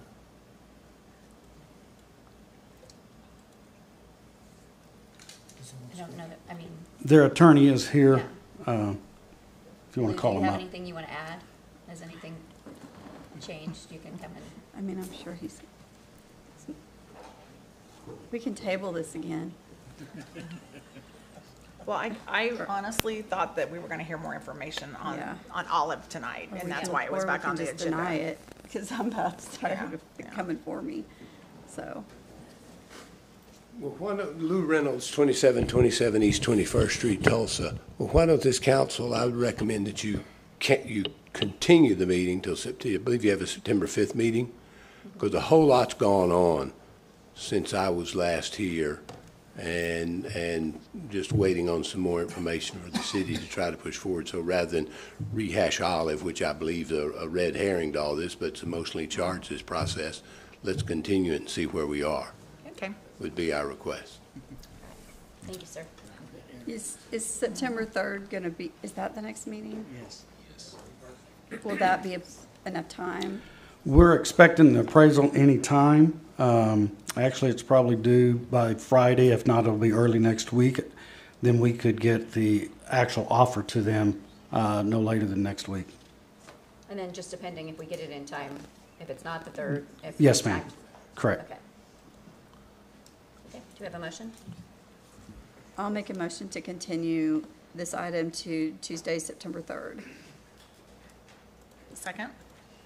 A motion and a second, roll call.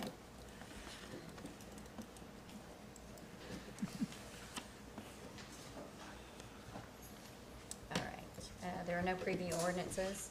Item 11A is consideration, discussion, and possible adoption of ordinance number 3842. Amanda. I thought you were through. All right, I lied, I have one more. Sorry, I forgot about this one. This is the change to the ordinance that you previewed at the last city council meeting. I was gonna say yesterday, it was not yesterday. This was to change the front setbacks for the RE and RS1 districts from 35 feet to 25 feet. As we discussed, this is just the ordinance that goes ahead with the preview, and then the next item on the agenda is the emergency clause that goes with it. Okay, thank you. Do you have a motion? Yeah, I'll move to adopt the ordinance. Second. We have a motion and a second, roll call. Item 11B is the emergency clause. Move for the emergency clause? Sorry, mine was frozen, I hadn't voted yet. Oh. There it Okay. comes. There you go. And now. Lisa, do you want to make? I clicked it. Oh. It's not Mine's- recording it. No, it's still green. I'll second the emergency when it comes up. Okay. Who made the initial motion on the I emergency? did, Lisa. We'll just do a voice vote. Green? Yes. Ford? Yes. Parks? Yes. Gillespie? Yes. Wimpy? Yes. All right, item 11C, consideration, discussion, and possible adoption of ordinance number 3843. Pat.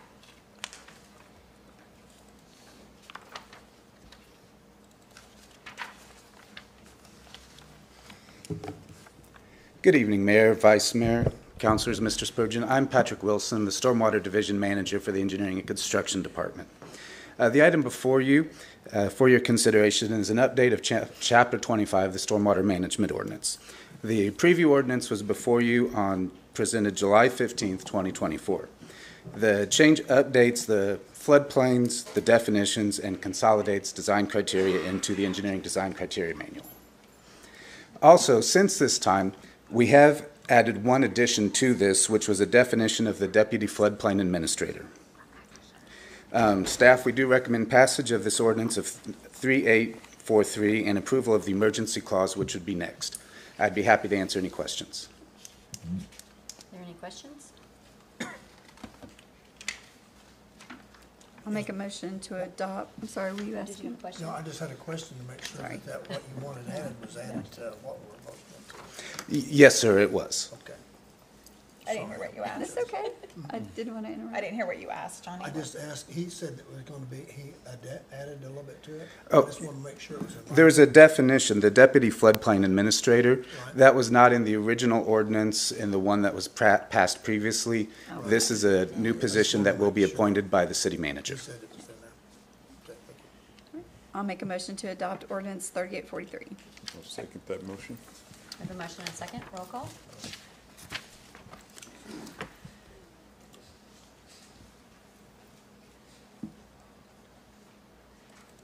I'll make a motion for emergency clause in a minute.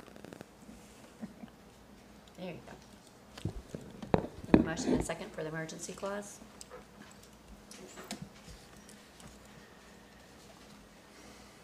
All right. Remarks by governing body members. There's an election day next Tuesday. Yeah. Please vote. You can early vote on Friday and Saturday. Yep, Thursday, Friday, Saturday. Yeah. Oh, is it At the election board, that you cannot go to Hardesty for this. You have to go all the way to the election board. So, And absentee ballots have to be postmarked before next Tuesday, correct? yep. City manager? I have two items, Mayor and members of council. Good evening. Great discussion to this point. First thing is I just want to thank you for your time last week for the work session. Had some really good topics. We got some great direction from the council so we can start building some recommendations on the items that we discussed. So thank you for your time. Next one will probably be sometime in October. Once again, with just a handful of topics. One of them will be discussion about the type of road improvements that we'd like council to consider with regard to moving traffic, in fact, efficiently and effectively within our city.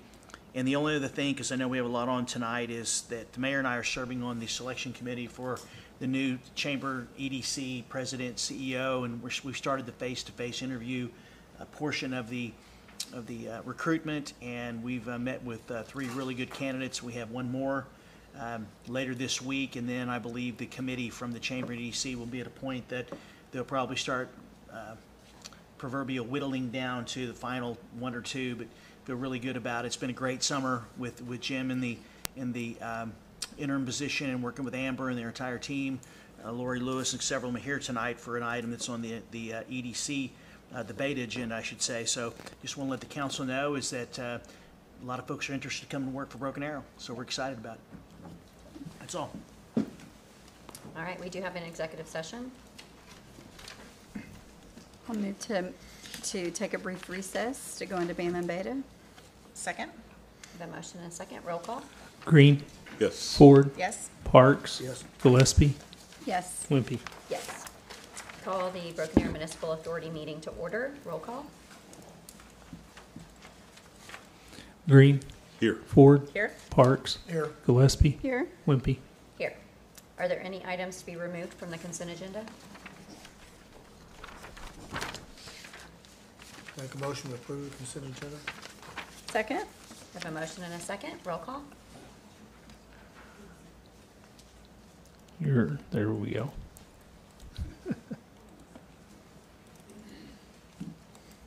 There are no public hearings, appeals, presentations, recognitions, or awards. Item 6 is general authority business. 6A, consideration, discussion, and possible approval of an authorization to implement the residential lead and copper sampling incentive program. Tim Robbins. Good evening, Chair, Vice Chair, Trustees, General Manager, Mr. Spurgeon. I'm Timothy Robbins, the Utilities Director here for the City of Broken Arrow. So before you this evening is a neat incentive program that we're trying to roll out with our lead and copper sampling requirements.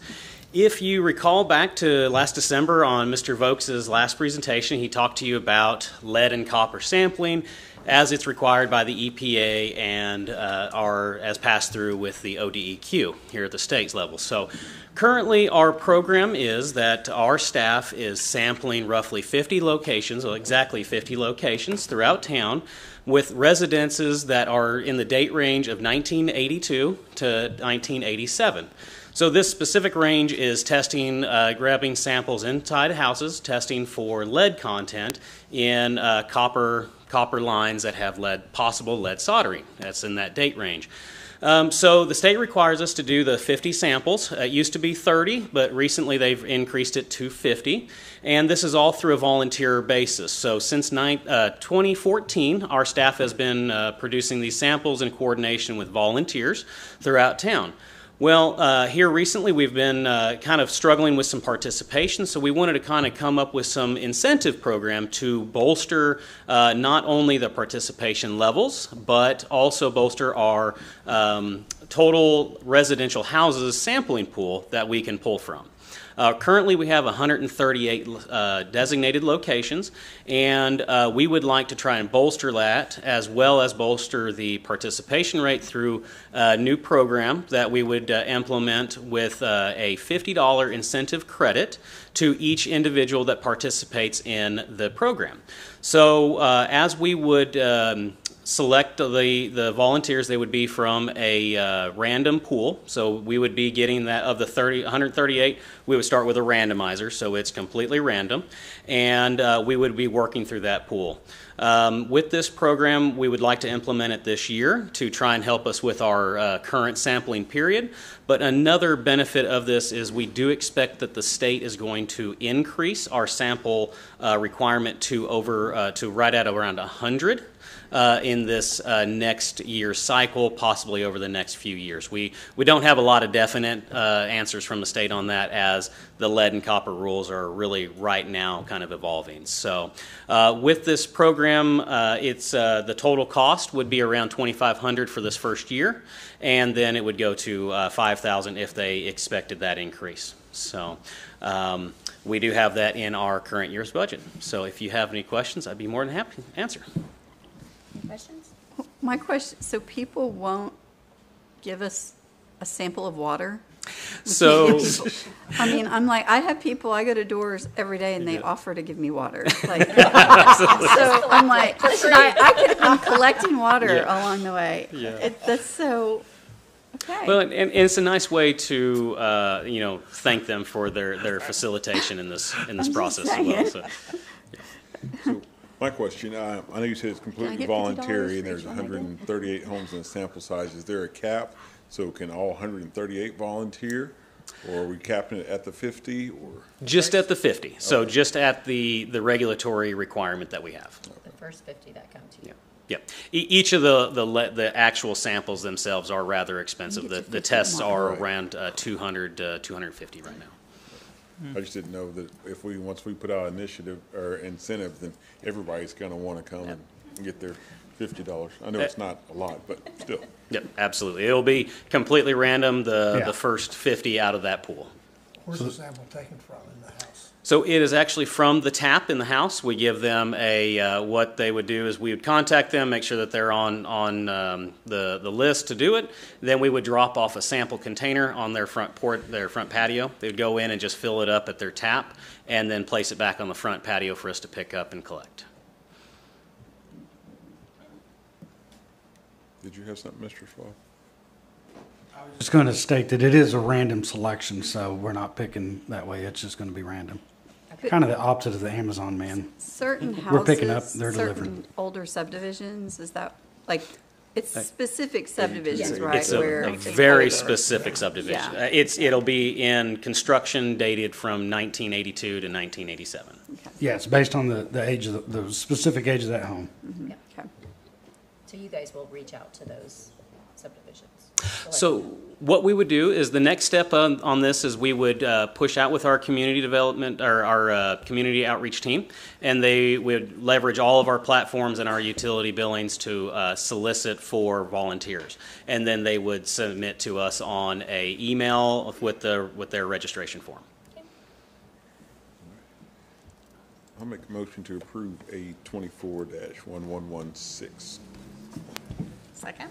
We have a motion and a second. Roll call. Any remarks and inquiries by governing body members? Thank you, Tim. There's an election next Tuesday. You can early vote. Remarks by city manager. Madam Chair, just letting the public know that one of the topics last week was our long-range plan for sanitary sewer. Council's put a lot of time in looking at the recommendations, and that you'll have to hear the presentation one more time because obviously council wants to do it in public so everyone can hear. So probably sometime next month or October, Kenny will determine what day staff and consultant can be here, but we're excited to present the long-range plan because once that is complete, you look at the four corners of infrastructure is streets and roads, which we have a plan. Obviously, stormwater, basically with the drainage committee and the improvements we're making there, we've got a plan. You look at water and sanitary sewer, we're covering the four things that are the foundation in which everything in this community is built on. So I'm excited for staff to present it so the authority can take action. Okay. That's all I have. All right. We have no executive session. Motion to adjourn? I'll second that motion. Motion and second. Roll call. Green. Yes. Ford. Yes. Parks. Yes. Gillespie. Yes. Wimpy. Yes. Call the Broken Arrow Economic Development Authority meeting to order. Roll call.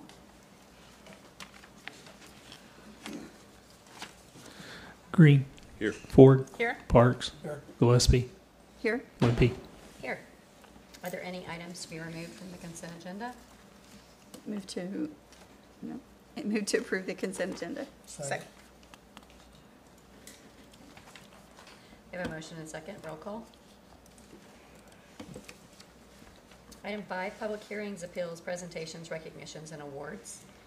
5A, presentation, discussion, and possible acceptance of the 2024 Broken Arrow Economic Development Corporation mid-year report. Jennifer Rush. Good evening, Chair, Vice Chair, and trustees, City Manager. I'm Jennifer Rush, Economic Development Director for the city. I'm going to introduce Amber Miller, the Director of Economic Development for the Broken Arrow Economic Development Corporation. So the city contracts with the Economic Development Corporation for certain services related to economic development, and as part of our contract, we ask that they come before this body twice a year to give updates and reports about what is going on. I wanted to point out that they're finalizing the last contract, which had them come by the end of August. The future contract, the one that we just signed on July 15th, changed those dates a little bit. So instead of coming middle of summer and then December, those dates that they'll be presenting will be by April 30th and October 31st. So we'll see them here in a couple months, and that will just give us the ability to look at the terms of the contract and potential increases as aligned in the contract. So anyways, here's Amber. Thank you.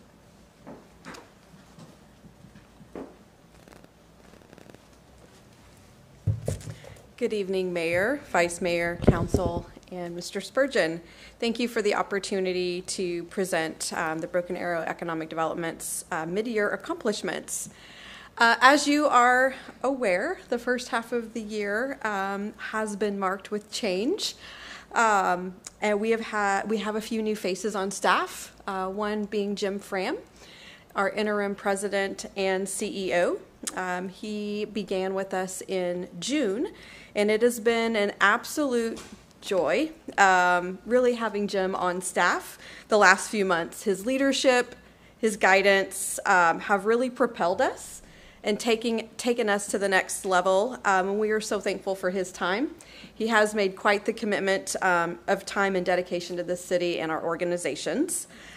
In addition, I came back as Vice President of Economic Development the end of April, and then we welcomed Mindy Lyons, our Marketing and Research Manager, in May. Mindy's taken off running in her new role and really hasn't looked back. And then we have a familiar face, DeAndre Fahey. He has been in position since last July as Director of Talent Attraction and Workforce Development. And finally, we have one additional staff position to fill, and we hope to have that decision made in the coming weeks for a business retention and expansion manager.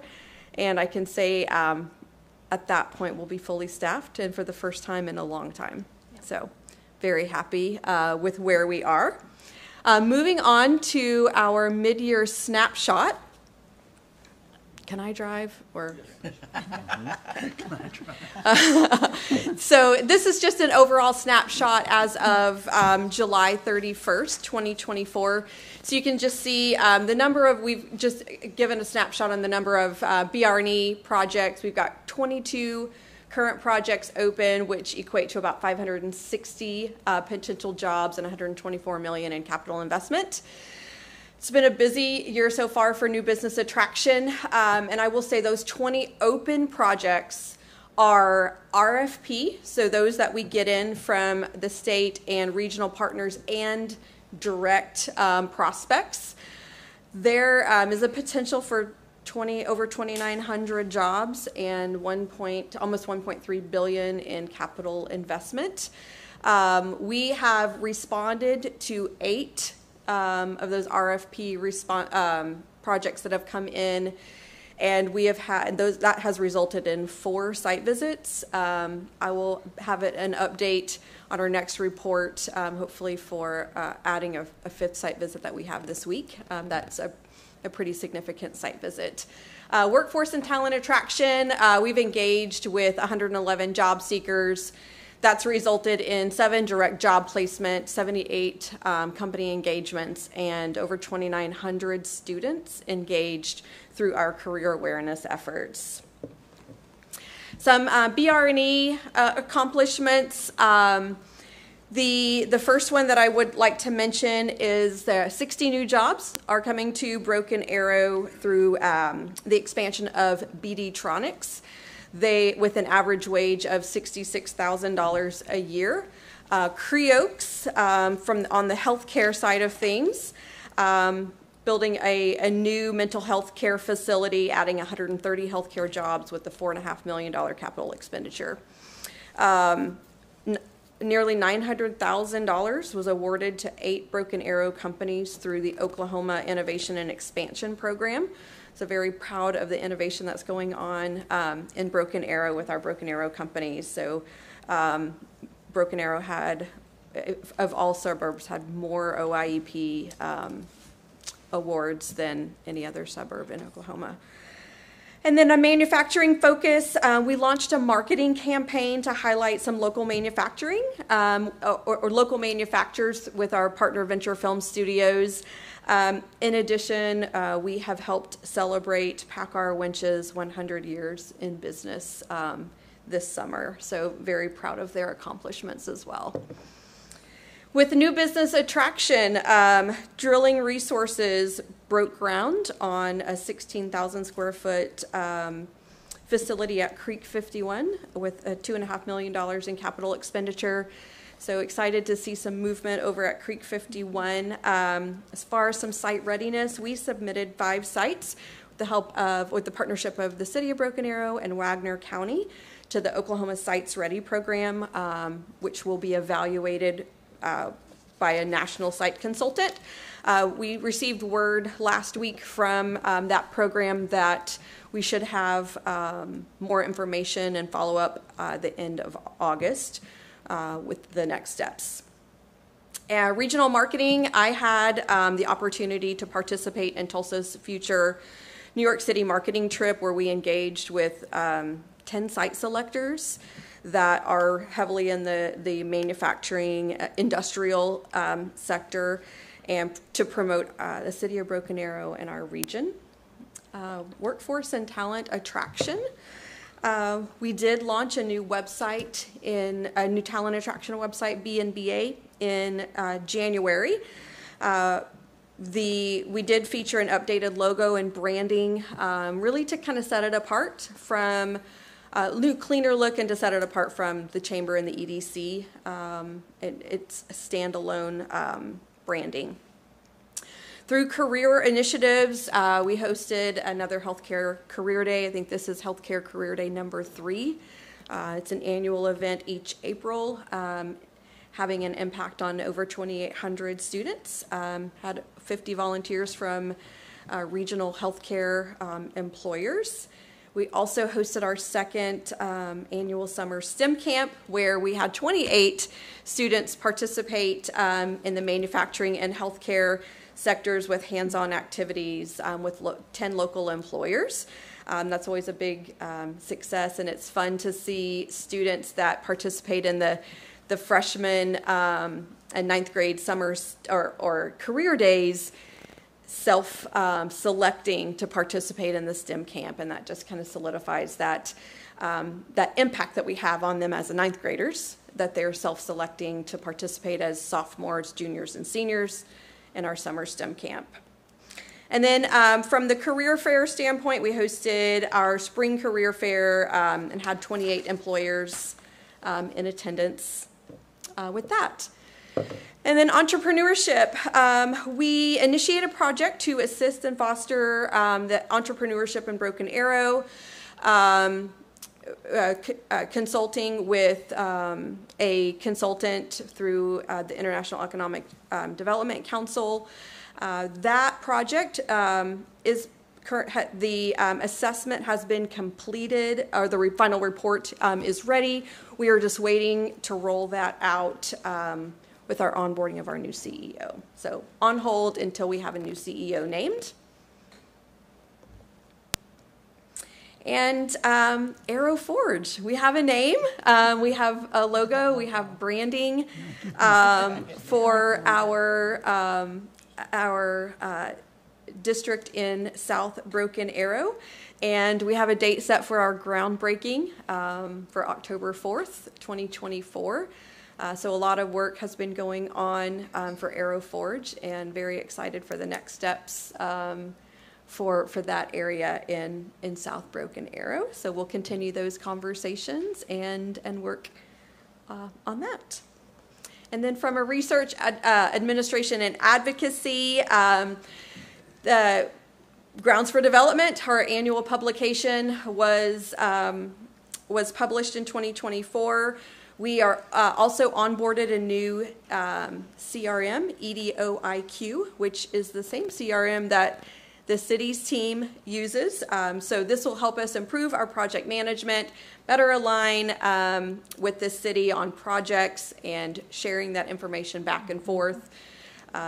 So very excited, and saving a lot of money on that. So very excited about the new CRM. So we're currently getting everything moved over from our existing CRM. So I've been in it, using it for new projects coming in, and it's exciting to have that.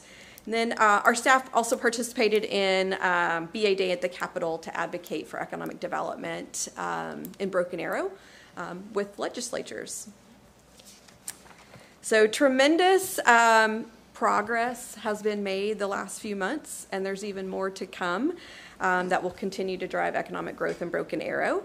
And we are thrilled to be a part of it. I really appreciate your time tonight, and open for comments or questions. Comments? I'd like to say something about the CRM. I'm so glad to hear you're doing that, as I've used the CRM for a long time, my whole career.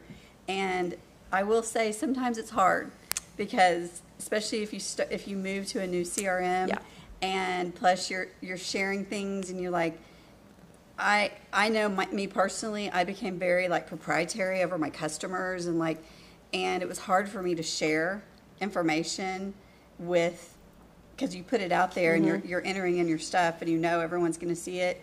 But when we really work as a team, somebody can go, if they're really using the CRM correctly, you can go into that and you can see, oh, so-and-so has already talked to this, they had this conversation, and I hope that's the way you're using it.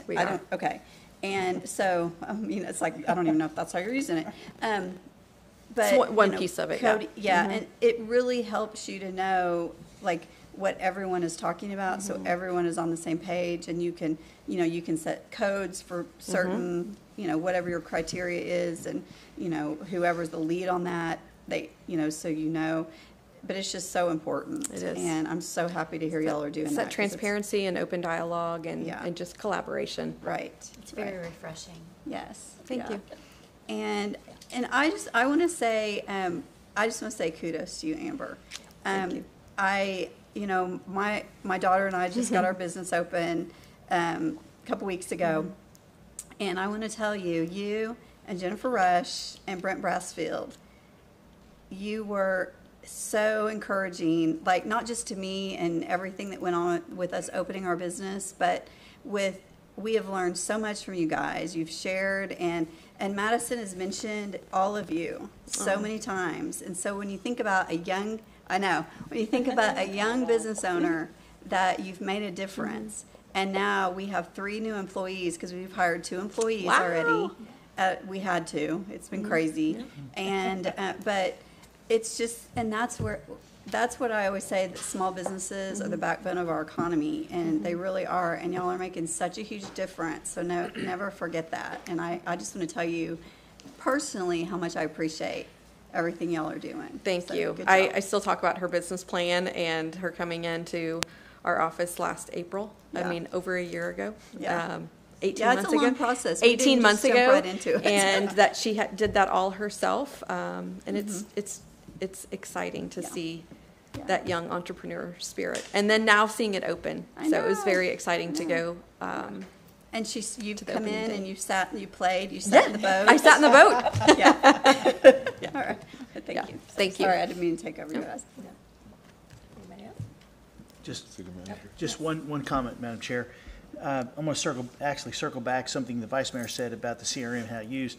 You mentioned earlier the decision that Jim and you made to focus an open position on BR&E. And we've had a lot of conversations about the importance of that and how we can grow jobs from within our community. So would you talk a little bit to the council about what the plan is there? Because I think they need to hear how important you all think it is, because it's very important to all of us. Yeah, so BR&E is the backbone of economic development, and this CRM was built by economic developers with a focus on business retention and expansion, and that's really, that was one of Jim's first encouragements, was to look at a CRM that played well with BR&E, and our current CRM does not do that. And I demoed several CRMs with that goal of having a robust BR&E program. And I think with reporting, being able to be transparent and forthcoming with data. And I think that this EDOIQ will do that. It's fully customizable, so we can build this dashboard so that BR&E manager is going to have all of the tools that they need at their fingertips with this CRM, being able to focus and distinguish between a primary job, existing primary job employer, being able to collaborate with the city's TED team with Brent and Steve, with visits as well. So again, just that cross collaboration and teamwork that is necessary for a successful city like ours. So, if I may, real quick, I'm sorry, the public information officer and me can't sit here. Sometimes in the business we use abbreviations that the general public does not know. We have general public who's going to be looking at this. So can you unpack CRM for those who may be watching online or go back and watch later, who don't know what the abbreviation for CRM stands for? Customer Relation Management Tool. Yeah. Somebody's going to correct me. That's right. Something like that. Basically, it's a database for being able to input company and contact names, and we use it for a project management tool where we can code our projects because of the confidentiality. We can use it as a task management tool where we can assign tasks and tickets to staff members, to holding each other accountable. Again, being a clearinghouse of all of our company's contacts. So I don't have it in my Rolodex brain, and DeAndre doesn't have his contacts in his Rolodex brain, and Jim doesn't have his, Jennifer doesn't have, we're all sharing it, but there's a particular owner of that contact or company to make communication seamless. And it's just so important that every time you talk to, it's hard sometimes when you're busy to go in and enter stuff, but if it works. Data's only as good as what's put in, right? Go in and enter every time you talk to somebody, because then everyone knows. Everyone knows. You can track emails, log emails, log phone calls, notes. Yeah, everything. Thank you for doing that. You're welcome. That helps our. No, our I people. appreciate it. Helps That our we take for granted. transparency, and it Yeah, helps we. our citizens, I know so. what it means, and you assume everyone does. And Johnny, And makes Mr. Johnny Parks. understand what it is. Economic development is so important, but I really love how we still take care of those established businesses. We don't let them forget that they're important to us They are the as most well. important. Right. Yeah, so I appreciate that. Yeah, they are as the well. most important to the city. Well, that was one of the reasons we spent a lot of time, and Jim said we need to, you have your larger manufacturers that need multiple touches per year in terms of how's it going, but you really should know those people, and also every manufacturer, every business that's in that area needs to hear from the EDC, and I know they worked really hard on coming up with something to make sure that, because that's when you talk about relationships, putting together, could create more jobs, could save jobs if you have those relationships. So I know they're really focusing on that, and that got me excited. And I love it when we can save money too. All right, thank you, ma'am. Okay, thank you. All right, let's see, 6A, consideration, discussion, and possible approval of and authorization to execute an economic development agreement between Solar Turbines and the Broken Arrow Economic Development Authority. Michaela.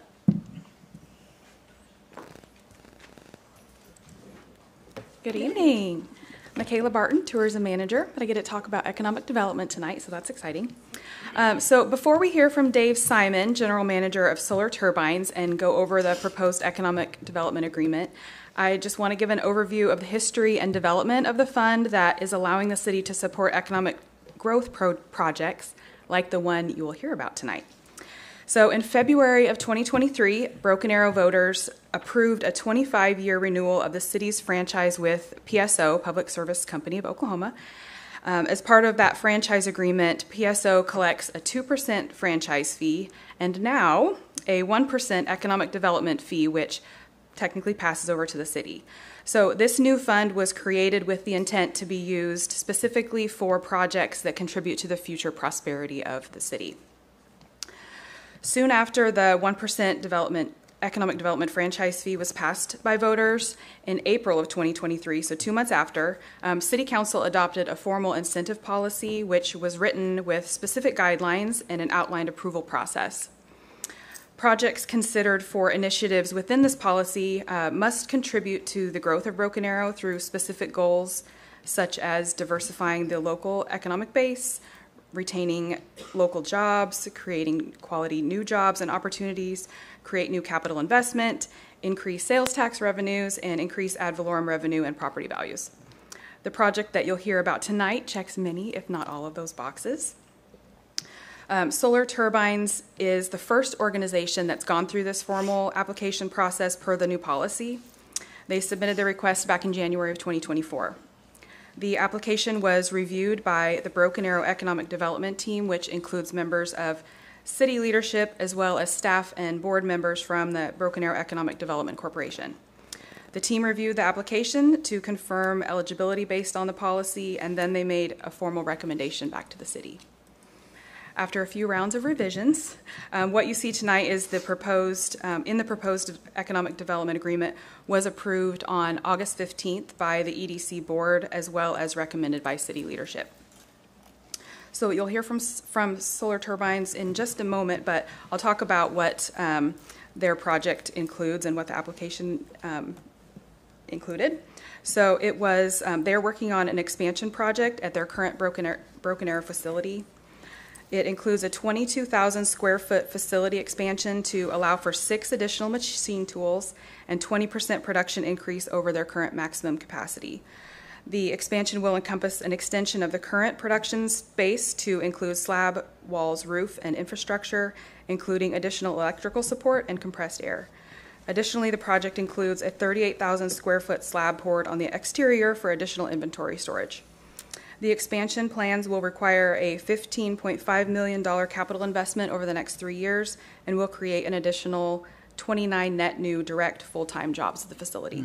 That's good. So this proposed agreement includes basically 3 things. There's 3 highlights, which is the first thing is reimbursement of $2,000 to 2,000 to 3,000 per new job created, up to a maximum of 29 new jobs created by December 31st of 2028. So that reimbursement, whether they receive 2,000 or 3,000, depends on the total annual gross wage of each job. The second thing is waiving of Broken Arrow permit fees in an amount not to exceed $15,000. And the third thing is reimbursement of capital expenditures in an amount not to exceed $75,000. So the total maximum incentive obligation under this agreement is an amount not to exceed $177,000. So at this time, I'll ask Dave Simon, General Manager of Solar Turbines, to come up and just share a little bit about their organization and this project, and then open it up for any questions that you all may have.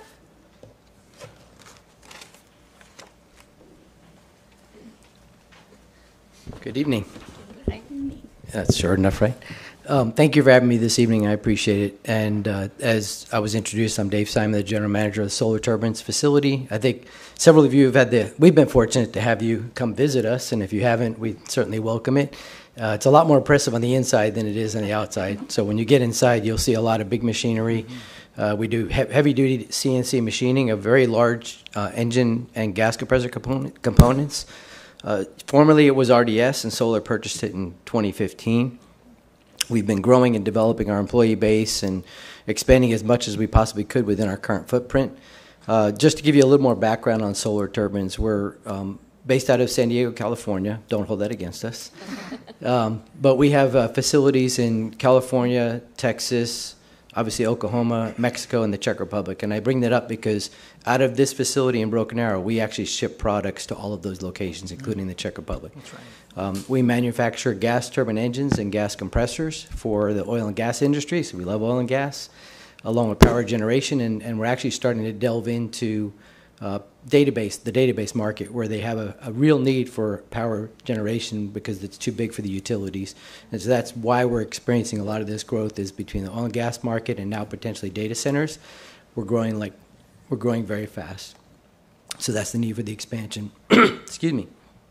So I appreciate the opportunity to talk to you. I appreciate that you're considering this agreement between the two of us.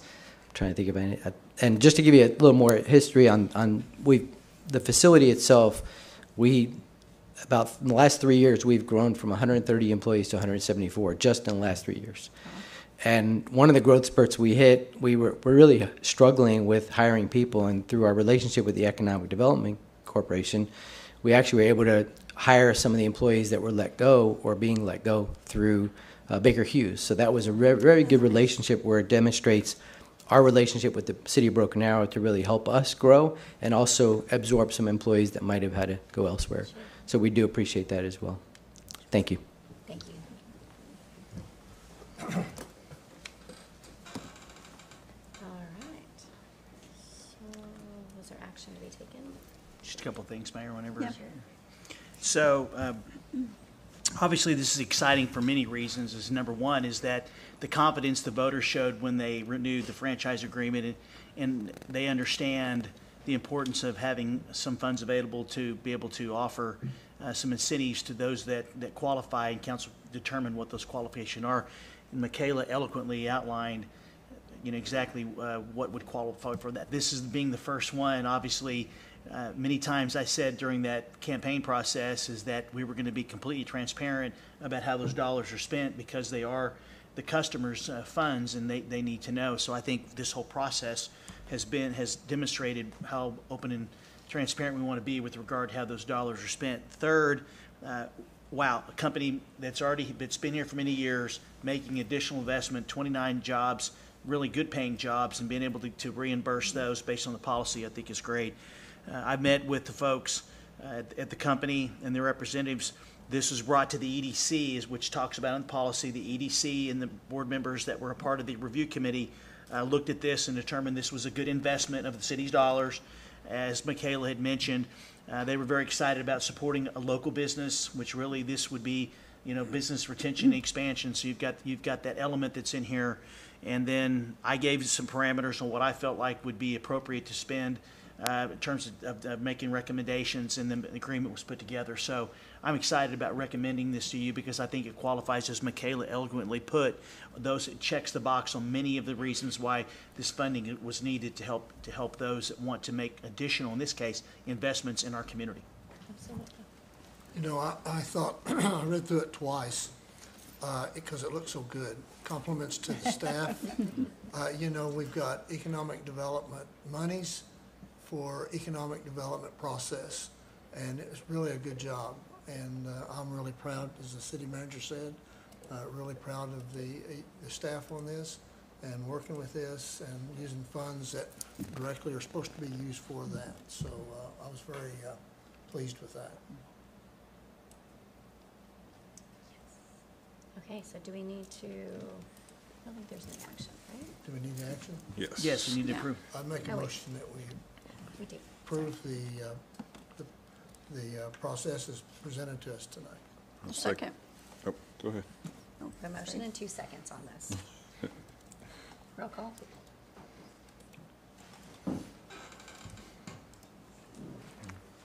Yeah, I was doing the math on 20, if they're all at just that first level, I mean, that's close to 1.7 million in payroll for just those new. So, I mean, those are, yeah. So and that's just for the new employees. So we do appreciate your investment in our city.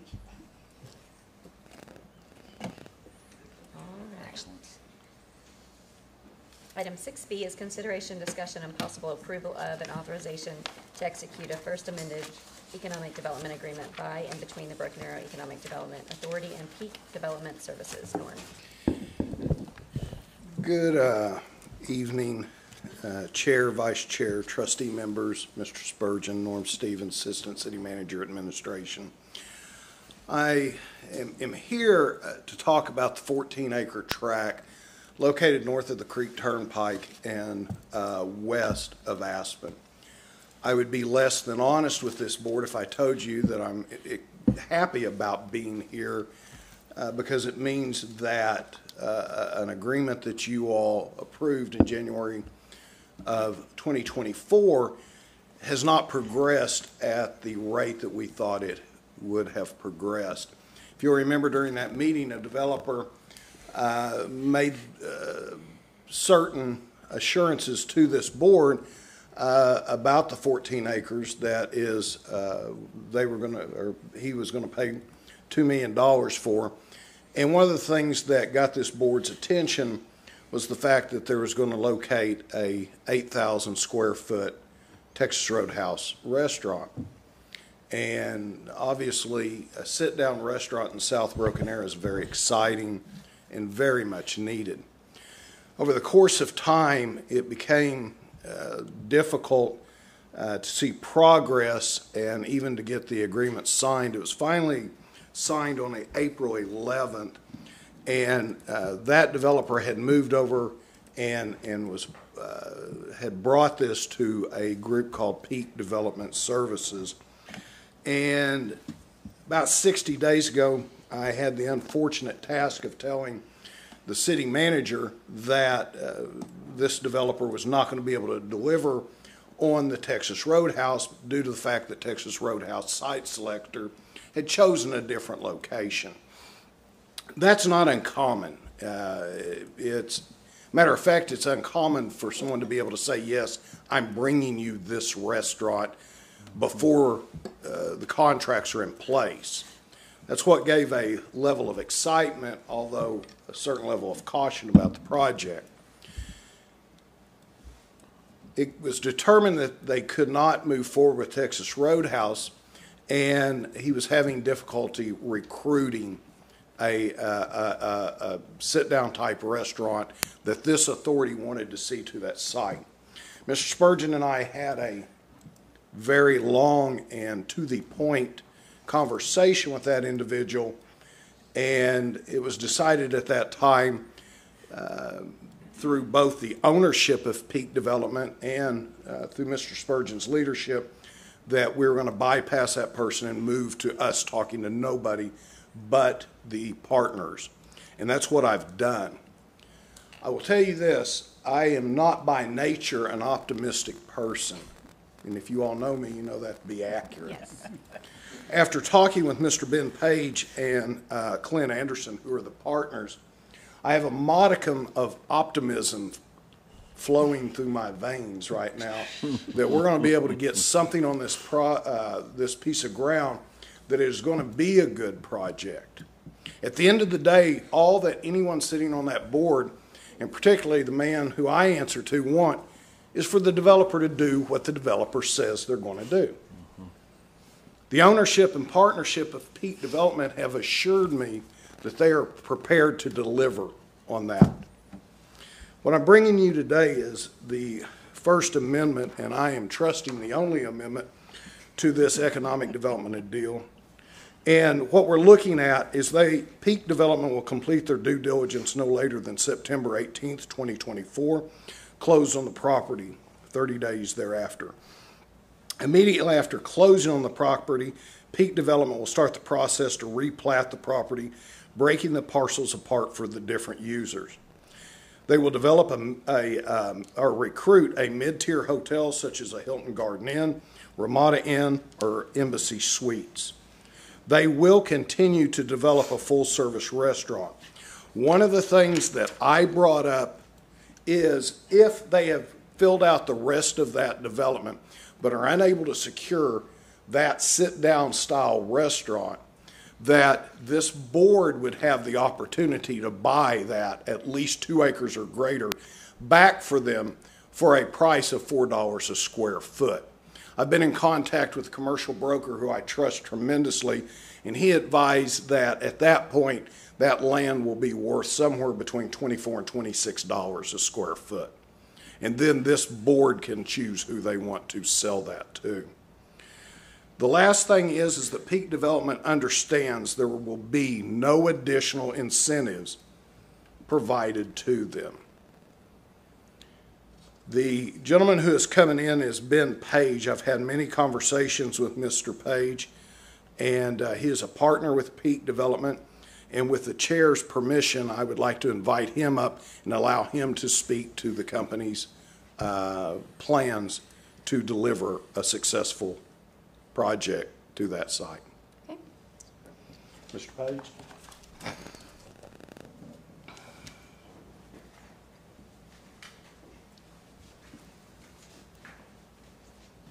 Thank you, Mr. Stevens. Thank you guys for the time this evening. I appreciate it. Excited to be in town and be speaking with you all about this tonight. I've come into the project. It's been a couple weeks now. I was brought in as a person who has a lot of connections nationally with sit-down restaurants and national credit tenants. I own Peak Development Partners with my partner Clint Anderson. We do a lot of development across the country, and we just focus on single-tenant retail. Usually has pad users and sit-down restaurants. Whenever I found out about this project, I think within that same week, I had a meeting with the person who runs real estate for, I think it's the largest sit-down restaurant publicly traded company in the country, who's a friend of mine. So, I mean, we can't, you know, I don't own a sit-down restaurant company. I can't go develop it and start building it today, but I am somebody who has one of the people in the country that has the most connections with all the sit-down restaurants, and it takes a long time to develop those relationships and to even know who to talk to at the different companies and to build a rapport with them where they pick up your phone call right away. And so, I mean, we're coming into the project and feel very confident about our ability to execute. We have a lot of interest on the frontage of Aspen Avenue. We have a tenant for the back of the site, which is kind of the most difficult part of the site to develop because of some of the topography back there.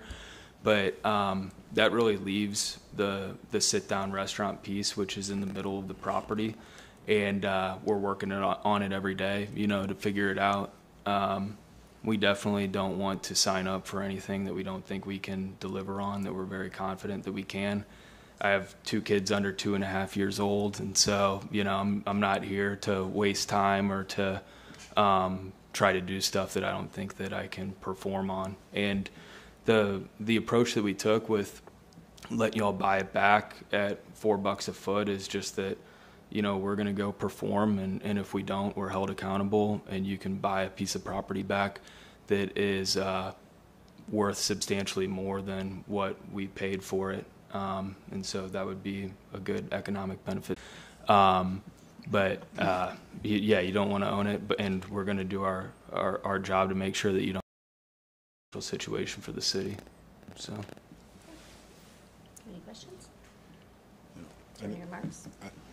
Actually, I do. I know that with the last, I know this is different, but the last person who stood before us also mentioned, I'm not going to say any names, but a fast food establishment. Is that also included in this new rendition? I'm not necessarily the same one, but yes, something it is similar. Okay. Yeah, yeah, and they're the broker who represents them is a good friend of our company's, and you know, have a real good relationship there, and a lot of confidence that we'll deliver that pretty easily. And if I may, I've also talked to the person who's in charge of that, and they are highly motivated and want to be on that site as soon as possible. What kind of time frame are we looking at? I'll let them speak to that. I mean, as long as we get this approved tonight, I mean, we'll release our attorney to redline the lease. Are you talking about specifically with that tenant?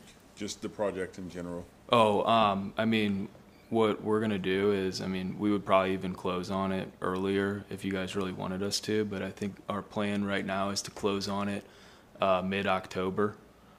So that's gonna be here, yeah, October 18th. That's gonna be here before we know it, and we'll be going through the process with the city to start replatting the property probably next week, and start, you know, parceling it off so that we can work our separate deals with all the different tenants.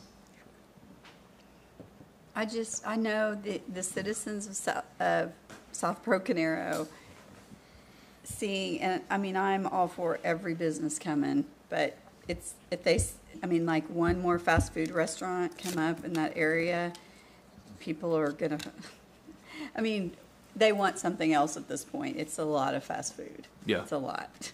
Yep. And even it's the biggest one ever. It's still, I can hear it. There's one a mile away, and so or 2 miles away, and so, which I know is one of the most successful ones in this area, if not in the whole Tulsa area. So I just want to make sure that we do have commitment that we're going for more than fast food. Yeah, yeah, absolutely. I mean, I think right now that user takes up about an acre. There's 13 acres left, and we're going to be focused on figuring out the 13 acres and making sure. Yeah, we don't have any plans for fast food on anything else except for that 1 acre. So. Okay, and you know, down the street we have 300,000 to 400,000 people come in and out of an in-spring sports complex. Yeah, it's amazing. And it's crazy. And so we need a hotel. And we need one in South Broken Arrow. And yeah, we need a lot of things, but we need that. Yeah, we need a sit-down restaurant. Yeah. We're very confident that we can deliver the hotel. We have one that is a great brand that is engaged with us right now. And then we have 2 sit-down restaurants that are engaged with us, who, you know, I'm not sure what the feedback is, you know, from you guys. If you're interested in it or not, maybe we can talk about that. Do not say it out loud. Once we have permission to. But I don't want you to. I mean, it's South Broken Arrow is amazing and growing a lot, and it is still a bit green, and so I know that it's just going to get better and better. Mm-hmm. So it's really going to be up to you guys if we want to pull the trigger on one of the two people who are immediately interested right now and start the process with them, or be a little more patient, and wait for somebody who we really, really want. Right. And those may be one of the two that we have, but maybe it's not as well. I'm okay with patient, as long as we know that that's what we're doing it for. Yeah. I mean, it's a really amazing piece of property, and it's a great, one of the great last spots for a sit-down restaurant to land in that area. So, I mean, I don't think you can go wrong with hitching your wagon to somebody right away, or being patient and really making sure y'all get what you want there. Yep. Agreed. Okay. All right. Thank you, sir. Yes, Right. thank you. Thank you.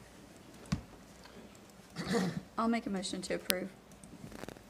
Second. We have a motion and a second. Roll call. Thank you, Norm. Any remarks by governing body members? Actually, I have a couple. I know I've talked a lot tonight. Oh, wow. Okay.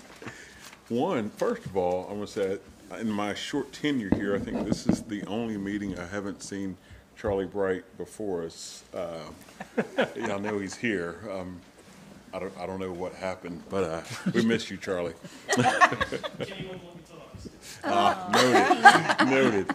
And second, I just wanted to bring up that this week, Friday, starts Leadership Broken Arrow. And I know we have a lot of our employees who's going to be in that, and a lot of our citizens here in Broken Arrow is going to be a part of it, including myself.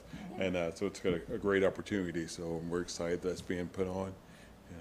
Just want to throw that out there. I'm excited to be your mentor for Leadership Broken Arrow. However, I won't be at the area Friday kickoff, but Noted. I'll be there after that. Okay. That's not a real good mentor. I know. Not a very good start, but. It is amazing going through Leadership Broken Arrow, because you, especially if you're from Broken Arrow and you go through it and you think, I know everything there is to know about Broken Arrow. And then day one, you're like, oh, I didn't know that, So you're going to learn a lot. You're going to love it. You're going to love it. Yep. All right. City Manager? I just want to mention that last week Jennifer Rush and I had coffee with Amber and Darla Heller, and just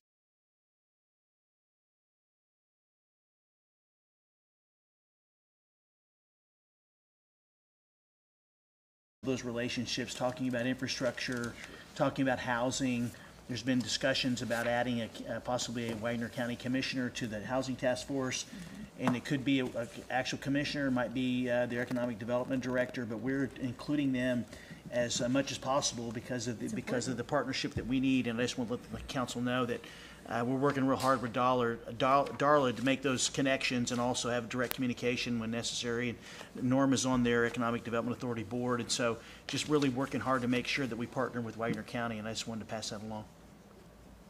All right. We have no executive session. Motion to adjourn. Second. I have a motion and a second. Roll call.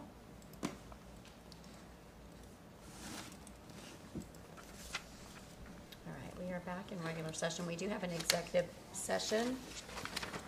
Make a motion to clear the room and prepare for executive session. Second. Recess. Second the session. Green. Yes. Ford. Yes. Parks. Gillespie. Yes. Wimpy. Yes.